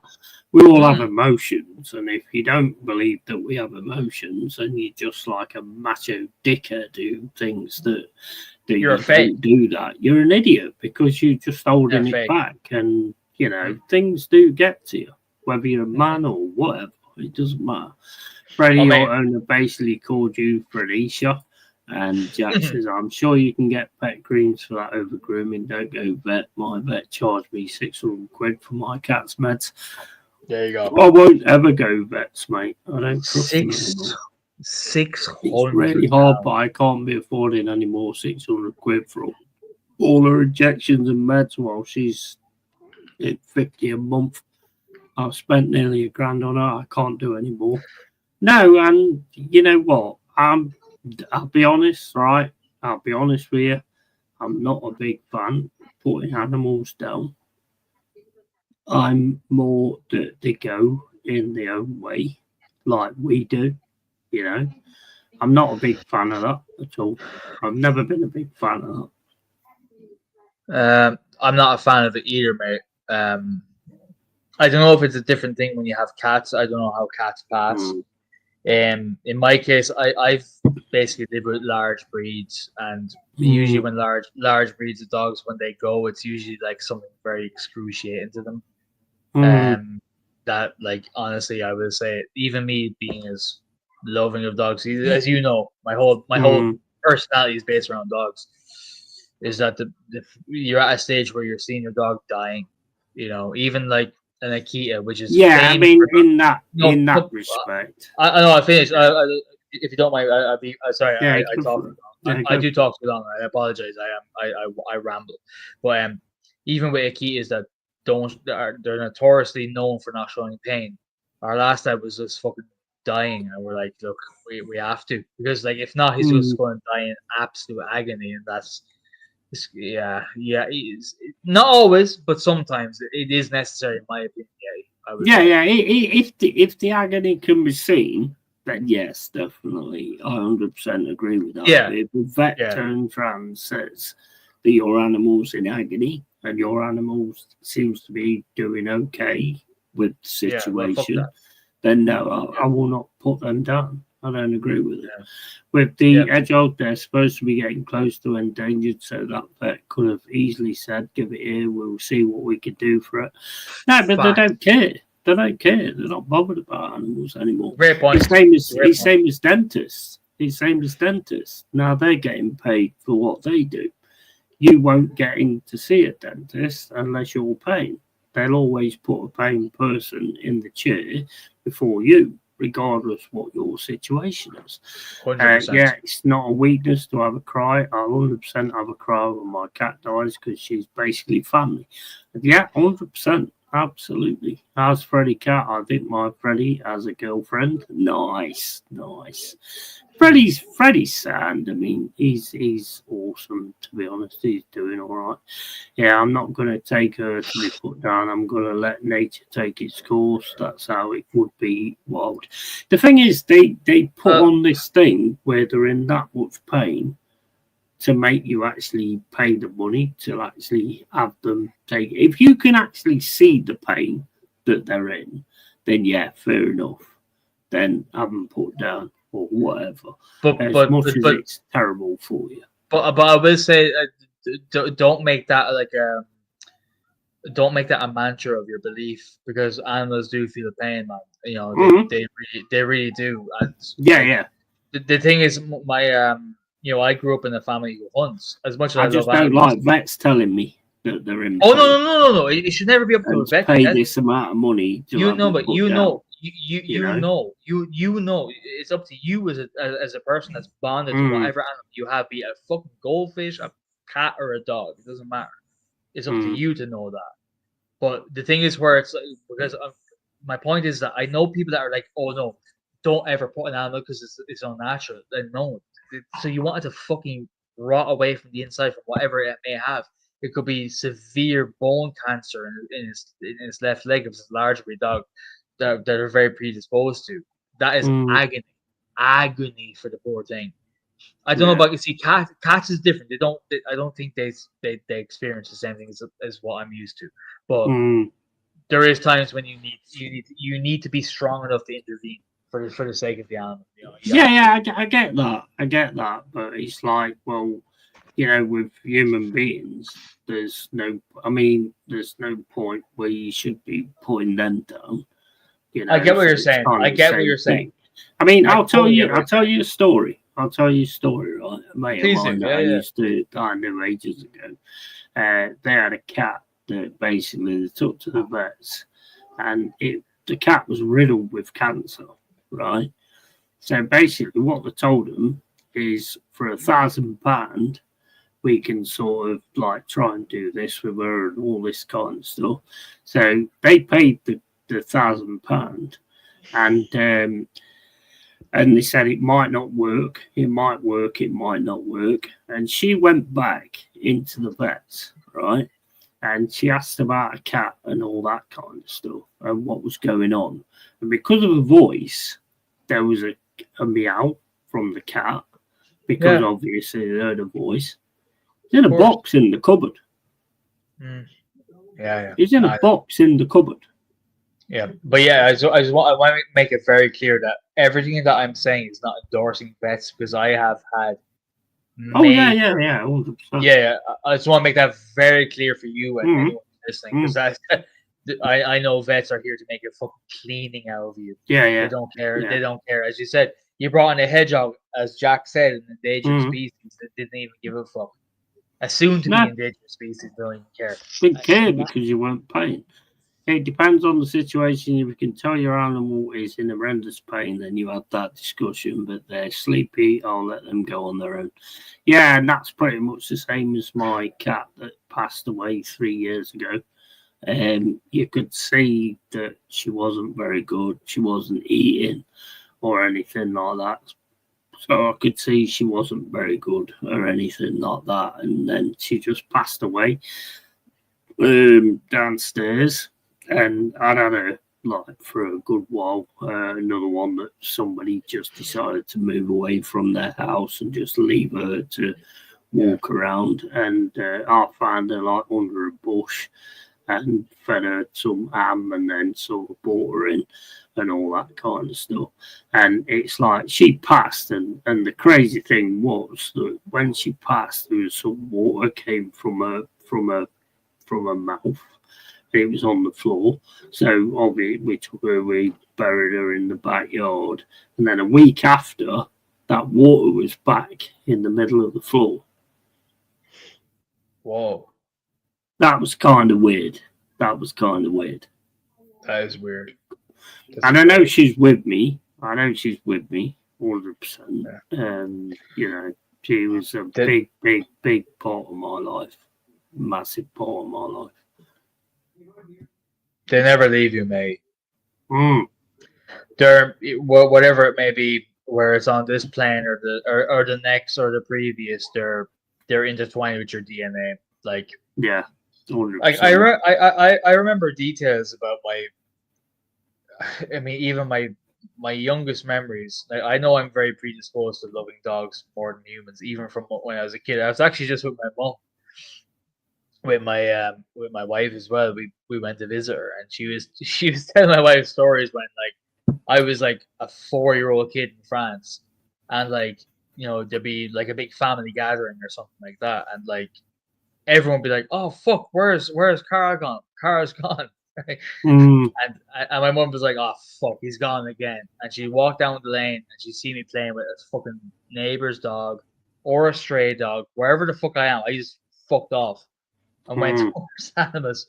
I'm just saying that my point. I'm not trying to make that a cool story about me. I'm just saying that there's something very, very deeply integrated about animals, especially that you when you bond with them. That I hope, and I truly hope. And I do think it'll transcend into the next life, into the next. Yeah. I'd like to think. Yeah. And you know what? Do you know what?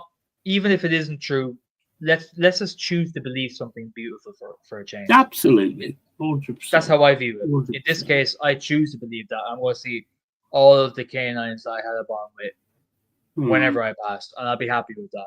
If that's all I get, that's all.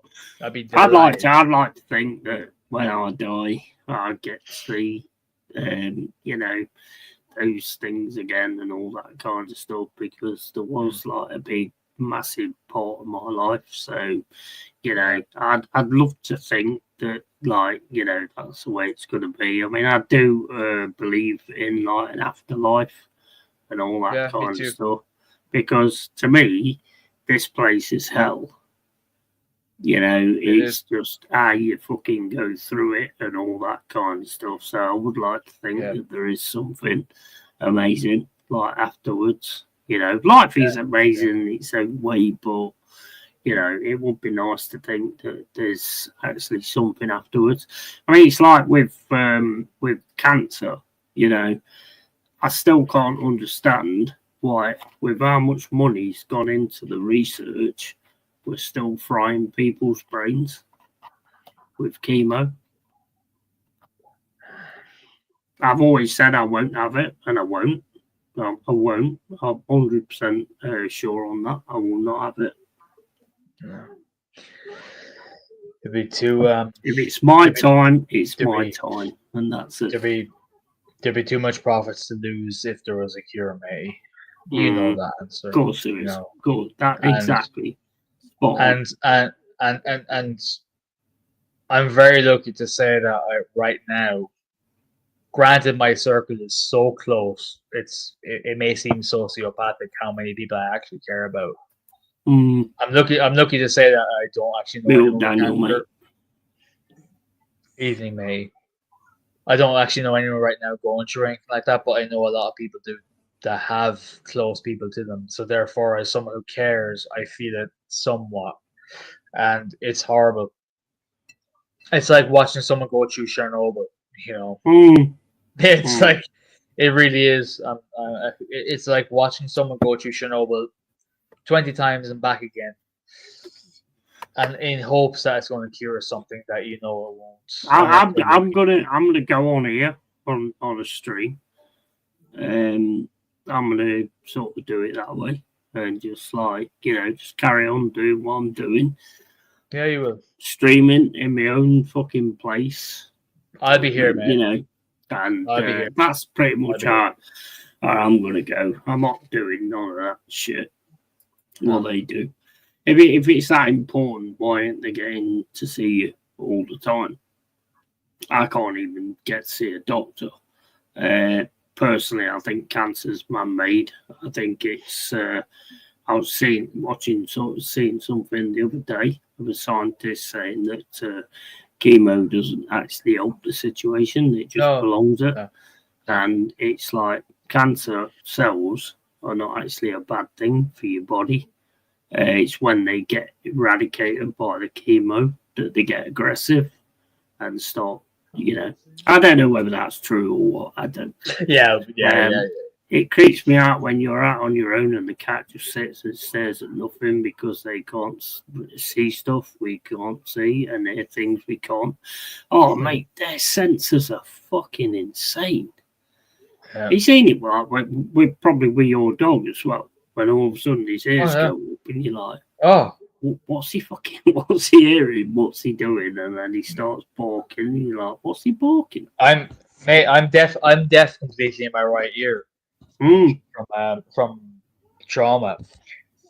I rely on him for everything. If I'm getting a delivery, I'd be sitting there watching TV, and my peripheral is always on my dog. It's always on Arthur, and when his ears pick up, I'm like, oh, what was that?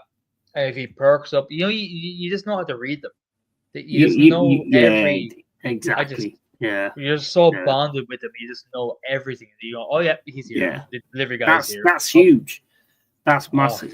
That's massive. I love it. Like the connection we have with them is just fucking insane. And like insane. I'll be back in a second, mate. Yeah, I'll waffle on. Look after him in the chat, guys. Yeah, well, you're a sweetheart. I love you to bits, by the way. I'll just finish this thought and I'll hop to the chat. I'm quite lucky, lads, that I have that kind of, I suppose, sensitivity when it comes to animals that I've always had since I was a very young kid. But like I almost feel guilty that I have that feeling with animals, but I also am married to a great woman too. And I kind of have the best of both worlds. I have that great human connection because I could only ever be with a human if she was not amazing as a great person. But there's a lot of people out there that are like really fucking lonely, and I get it. As a young teen, I get it. I used to be the same back then. I'm a natural introvert as well. Aside from when it comes to animals, like I would say, like if you're in doubt, if you're feeling like lacking something in life and you're on your own somewhere, some way, shape, or form, even just get yourself an animal and commit yourself to it. Ideally, a rescue as well, or a rehoming, or an adoption, and you'll have a bond for life. Simple as. Anyway, enough of this gay shit. I'll see if anyone said anything. He's back. You were so quick. Shit. You were so quick. Jesus Bro, you know what? I don't know if it's the same with you, but as soon as you need a piss, you get this feeling that it's like, if you don't go for a piss, you're pissing yourself. So literally, bro. You've got to go. So it's I don't mess with that shit. No, nor should you. Nor should you, man. No, as soon as that comes on, obviously it's to do with like how much beer you're drinking and all that kind of stuff. All of a sudden just like comes on. So you just gotta go. If you don't go, then you're gonna be in for a bad time. So I mean, I've done that a lot when I was younger, when I first started drinking and stuff. Pissed the bed a few times. God, that was so embarrassing when you pissed the bed. You know what I mean? That was something, when I first started drinking, that was something I had a lot. Yeah. Sorry, Tony. What you want to talk about, Cole?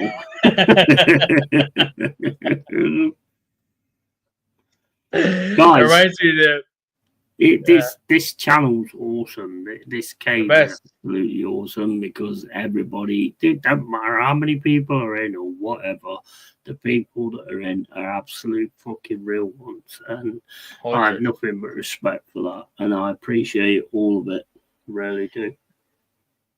No, it's the best. It's the best. I said, look, I'll Love do you my all. I'll do my Yeti glazing and the chat glazing. I'm happy to do it every time I hop on. But it's the best. It's for me. It's the best channel on YouTube, and I've been around. I've been on big channels, and I've been like mods on channels and all that sort of stuff, which I didn't give a fuck about. Happy to be given it all that sort of stuff. But here it's like unapologetically real, Yeah, and yeah. not just like real where you have to be like always cutting edge. No, just be yourself. Be a genuinely sound person or sound intention. We can have differences of opinion. It doesn't matter. As long as you're sound, we'll always have fun. We'll have a laugh. Yeah, We'll absolutely. cry. We'll go one stage. And by the way, this is for anyone who ever wants to hop on stream, because Yeti is the best ever person you could ever go on stream with, because he's a fucking a genuinely sound person, and he's a very sensitive person, an empath as well. Even though he's hard as nails, he's an empath, right? Anyone who wants to hop on, don't feel afraid to hop on. You should do. I can feel people's feelings. You know, can, which is why as soon as you start like talking about something, I can kind of feel what you're feeling.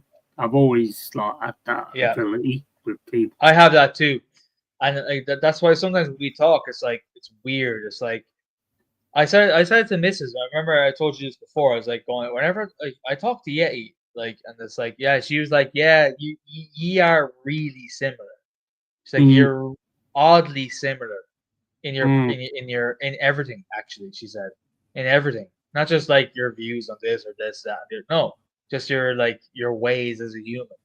You know. 100%. But back to the channel, it's the best channel there is. It's the fucking best channel there is. Like anyone who ever wants to hop on and just like get used to chatting, because guys, circa 3 years ago, I never would have thought I would have ever hopped onto a channel before. Yeah, I told you that before. You remember back the day? I was like, no, never, no, that's not me, it's not me. And I'm a very private person as well. But on this place, it's easy, it's fun, as long as you're real, of course. It's fun. You've grown on it as well. You've grown on it, because I can see your confidence growing on. You know, if you remember, like the first time when you was on like TJ Warren's, I thought he was fun. I thought he was fantastic, but you know, thanks, I was shitting myself. You probably shitting yourself, but I thought you was fantastic on it, and you can see how much you've grown on, like, you know, being on the channel and talking, and another thing that I love about this channel is there's not many people that can leave with somebody that's not a YouTuber that can, and the channel just keeps you going. And I think that's fucking absolutely fantastic. It just shows the respect that we've got in this channel, you know, and that's exactly what I wanted to build. After I get moved and settled, be happy to. Yeah, man. Yeah, you're more than welcome, bro. You're more than welcome. I love that guy. Tony is such a real. He's such a fucking sound. He's a man. He is his moniker, right? If I could give him a title in the chat, if you could do that, like graphically, bro, he is the gent of the cave. He is the gent. Yeah, absolutely. A genuinely lovely human being. Absolute legend of a person. And I mean, when it comes to like sort of like getting big and all that kind of stuff, I'm not interested in getting big. Not interested in it. If I was, I would go on channels and try and get myself on channels and all this, that, and the other. I'm not really interested in that, to be honest. As it's like evolved, I want real ones. I don't care how many there is. I just want real ones. That's all I'm interested in. Real people. That's what this cave is all about. I don't want people coming in here and going, "Oh, you're a dickhead" or whatever. You can do that, fair enough. You'll get something back that you didn't want, but you know, you can do that. That's fine. But it's like what we have here is like a fucking proper community. This is a proper community. I sense very early on, years ago, when you started your channel, right? I don't know how many years ago. I'm not a fucking metric person. It was a good few years ago, about 4 years ago at least, I'd say. But at this stage, I noticed, right, when you started your channel, after getting to know you on your stream, because we got talking before. We knew each other by chat before Yeah, in Leeds, yeah. but also in the Fight Week show as well, and all the channel. We got Mm. talking, we got to know each other better. You started your channel, well, you started uploading again on your channel, and I was like, when you started like getting there, I was like going, I don't. If this lad hit 1,000,000 subs, I don't. This motherfucker wouldn't change. Mm. This motherfucker would never change, even if Nah. he hit 1,000,000 subs. It wouldn't make a difference. No. I felt that immediately. I was like, so therefore, Mm. that's a real one. That's a real one to me. I'm in. I'm in. Yeah. Yeah. That's what I base. That's what I base things on. Most importantly, that's my metric for loyalty. You know what I mean? I'll be honest. At first, when I first started the channel, my mind was that I can get big, but then Of course, as it sort of went on, and I met you, and I met Mama, and I met like a few others. It was like, you know what? I'm not really interested in that anymore. I just want to have real people like in the chat and stuff like that. I just don't want to have the idiots coming in and stuff like that. And I want to build something that is fucking where you say what you want to say, you say what you feel, within reason, of course. And obviously, have anybody on who wants to come on. Yeah. You know, and get to know them a little bit better. Yeah. You know, that's pretty much what it was. And I mean, I said from the start, if you remember, I would like drop any of them to have you and Mama as the main ones that I have on my channel. I said that ages ago, and any of them that are in the chat as well, because I know they're not.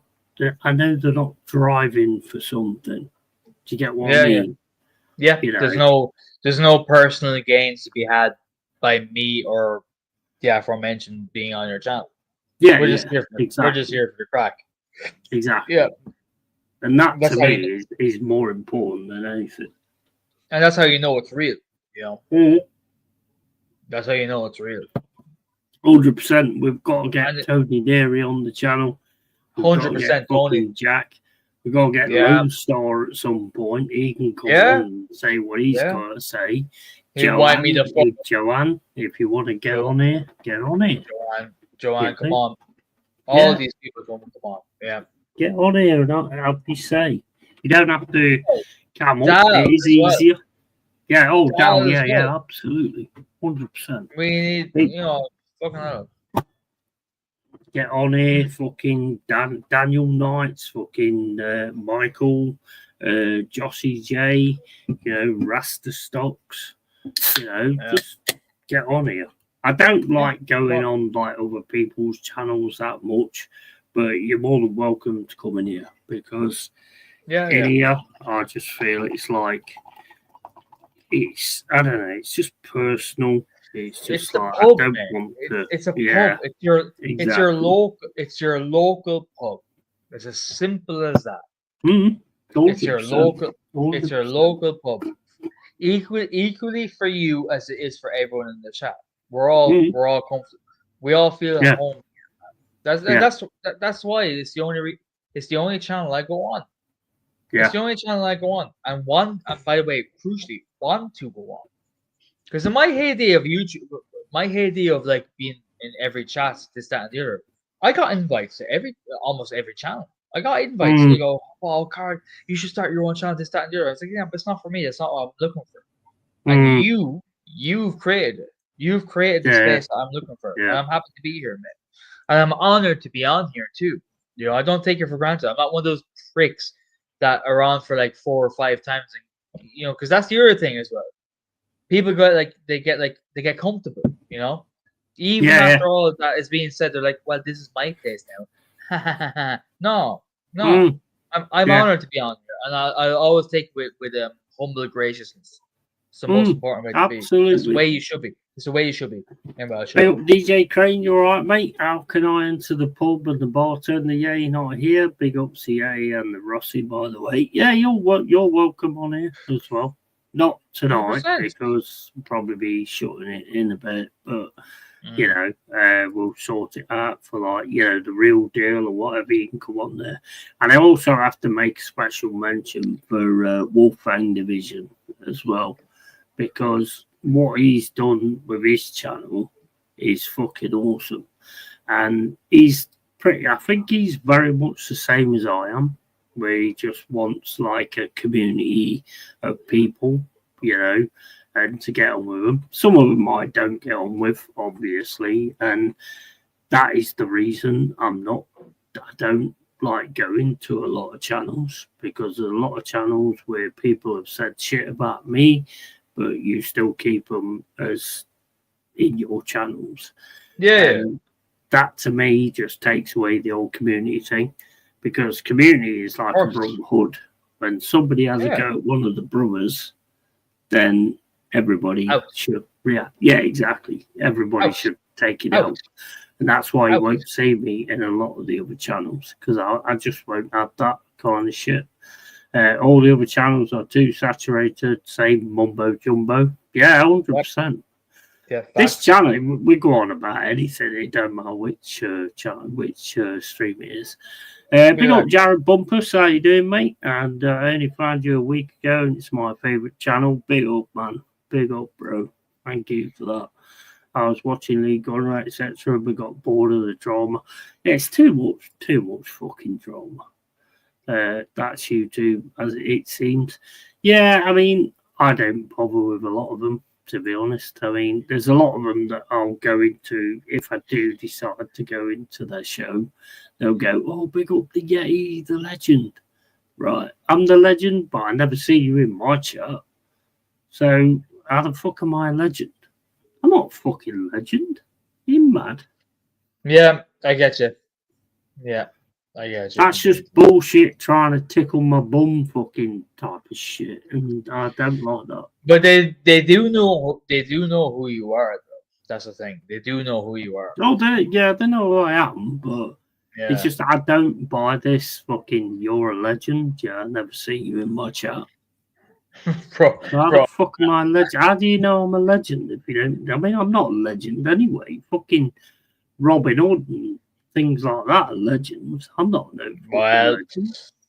Well, I disagree, because you are in this space, mate.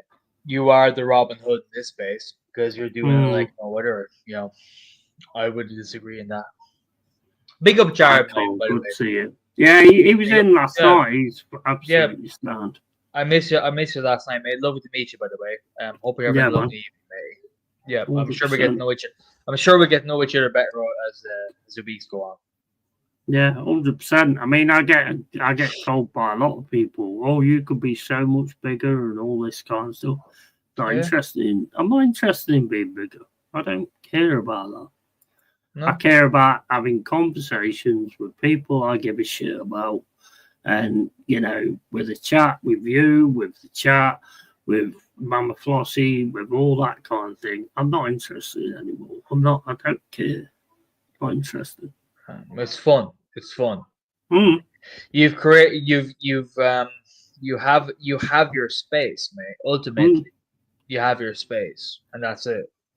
It's like a man cave, but everybody's invited. You know, it's an eternal pub, mate. That's what it is. It's an eternal pub, which is kind of dangerous if you think about it. But it'd be dangerous for me anyway. No, but I love it, and it wouldn't be the same if I didn't have the people that come in here, like yourself, like Mama. Mama's obviously not here because it's a bit late now, but she's sorting out to go to Egypt because she's got her holiday coming up.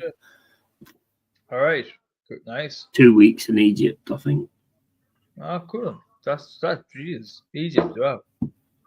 But yeah, I'll have Wolfie on. I'll have Michael Chelsea on, who's obviously been dropped to Rumble. So make sure you follow Michael Chelsea. Did Yeti just say he got popped in the butt? Chimabez got popped in the butt by DDP. Said he loved it. Do you mean Kamzat? Yeah, it comes out. I think he's talking about it. Yeah. I don't think I said I got popped. What does popped in the butt mean? Well, I seen them at the end of the round, the 5th round, I think it was, when DDP finally wound up on Hamzat's back, kind of, and Hamzat flicked his face with his finger. Did you see that? It was so funny. He just went like, bop, with his finger. Yeah, I think I don't know if that's what he's referencing, but if it is, that's a deep shout MMA fucking trivia right there. Yeah. Well, she mentioned that last year. Time goes fast. I tell you what, as soon as I saw, which you've got that fucking thing on your picture, as soon as I saw that Kamzat face, I knew it anyway. But as soon as I saw that face, I was like, yeah, he's the boogeyman, mate. He's the boogeyman. No, but do you know what the funny thing was, right? I've been stunning Hamzat since I folks. But I've been donning Hamzat Chimaev. That's the picture, by the way, for anyone wondering. Yeah. Oh, mate, that is just terrifying. Dead. You're dead, bro. That's a demon. That's a shining right there. But the funny thing, when I was Satan, bro. That is Satan. Bro, it's the end of the world. But when I was like putting in critiques about Hamzat, I said, DDP, like everyone's saying that Hamzat's going to walk through him. I said, okay, fair enough.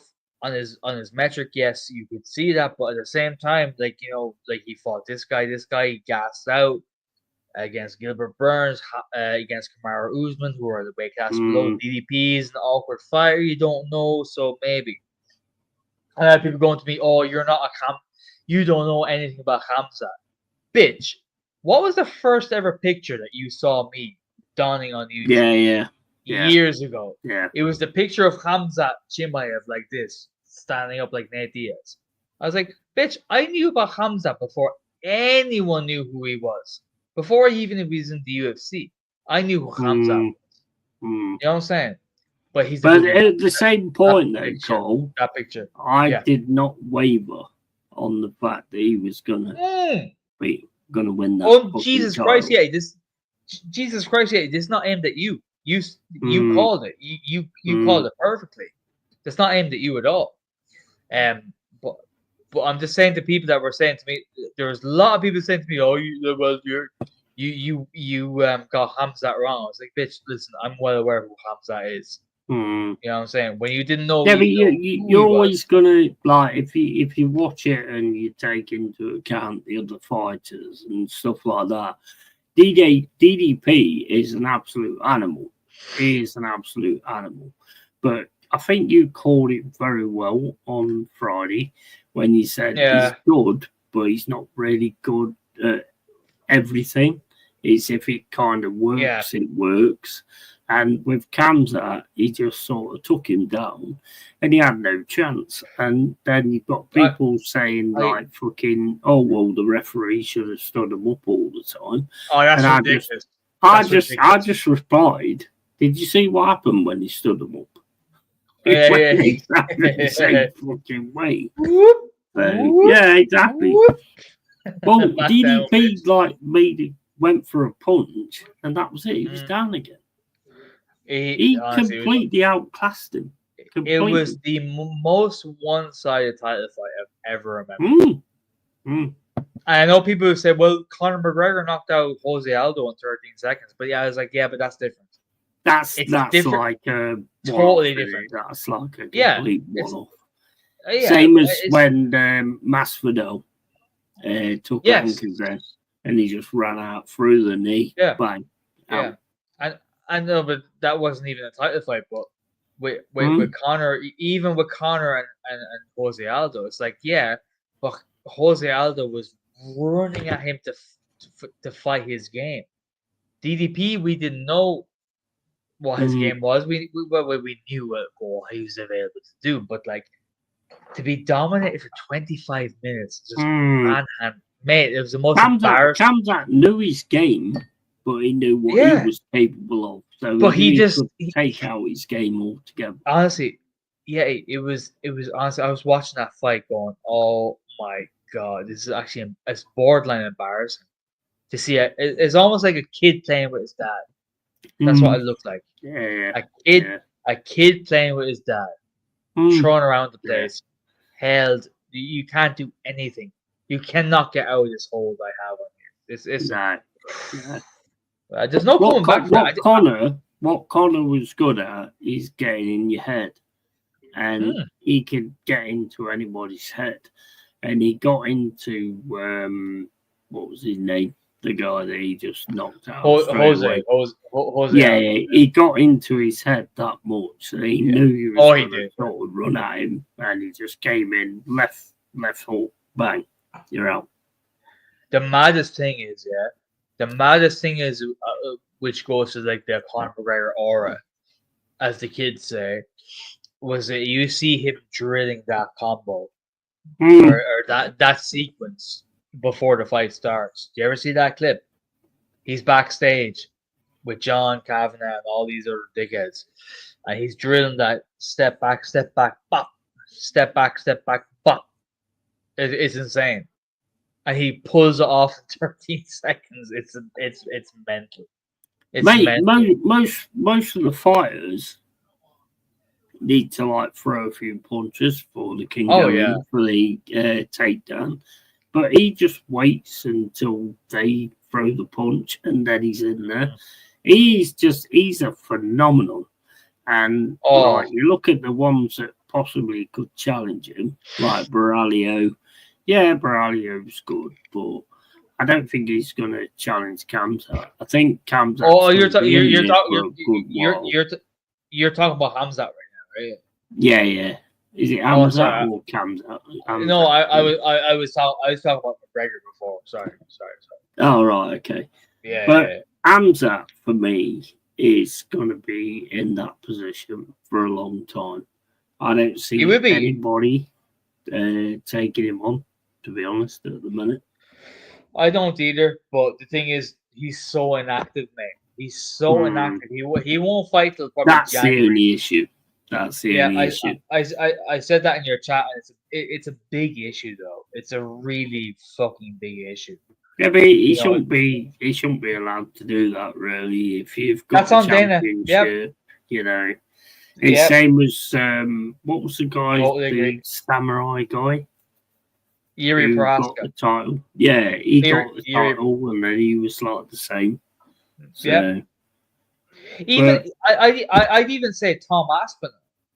Tom Aspinall is a fucking amazing fighter. He's fucking phenomenal.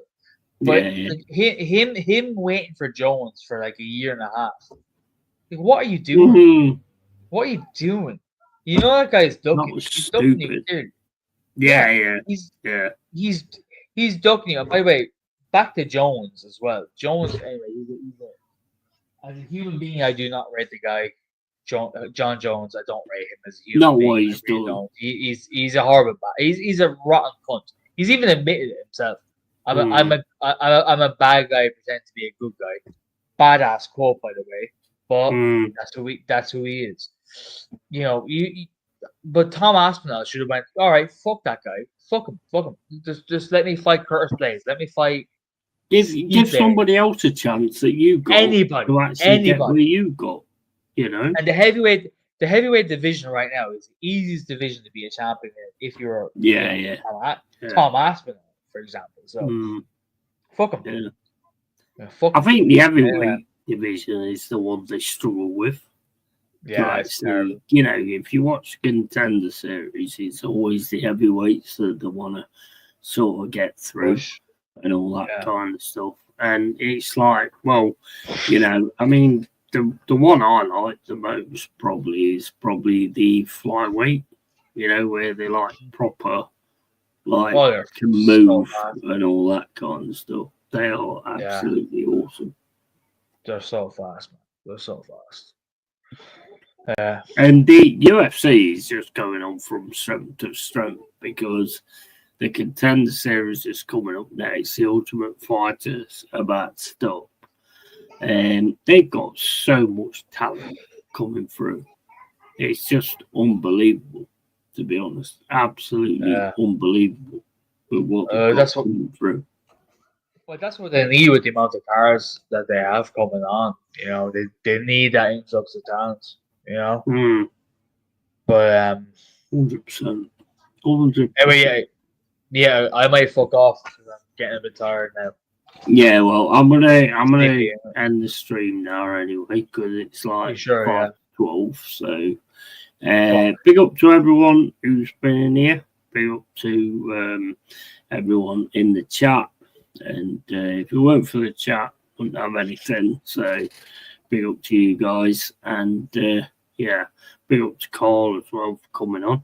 And yeah, as always, guys, keep it real, keep it yay. And tatty fucking bye. Toodles.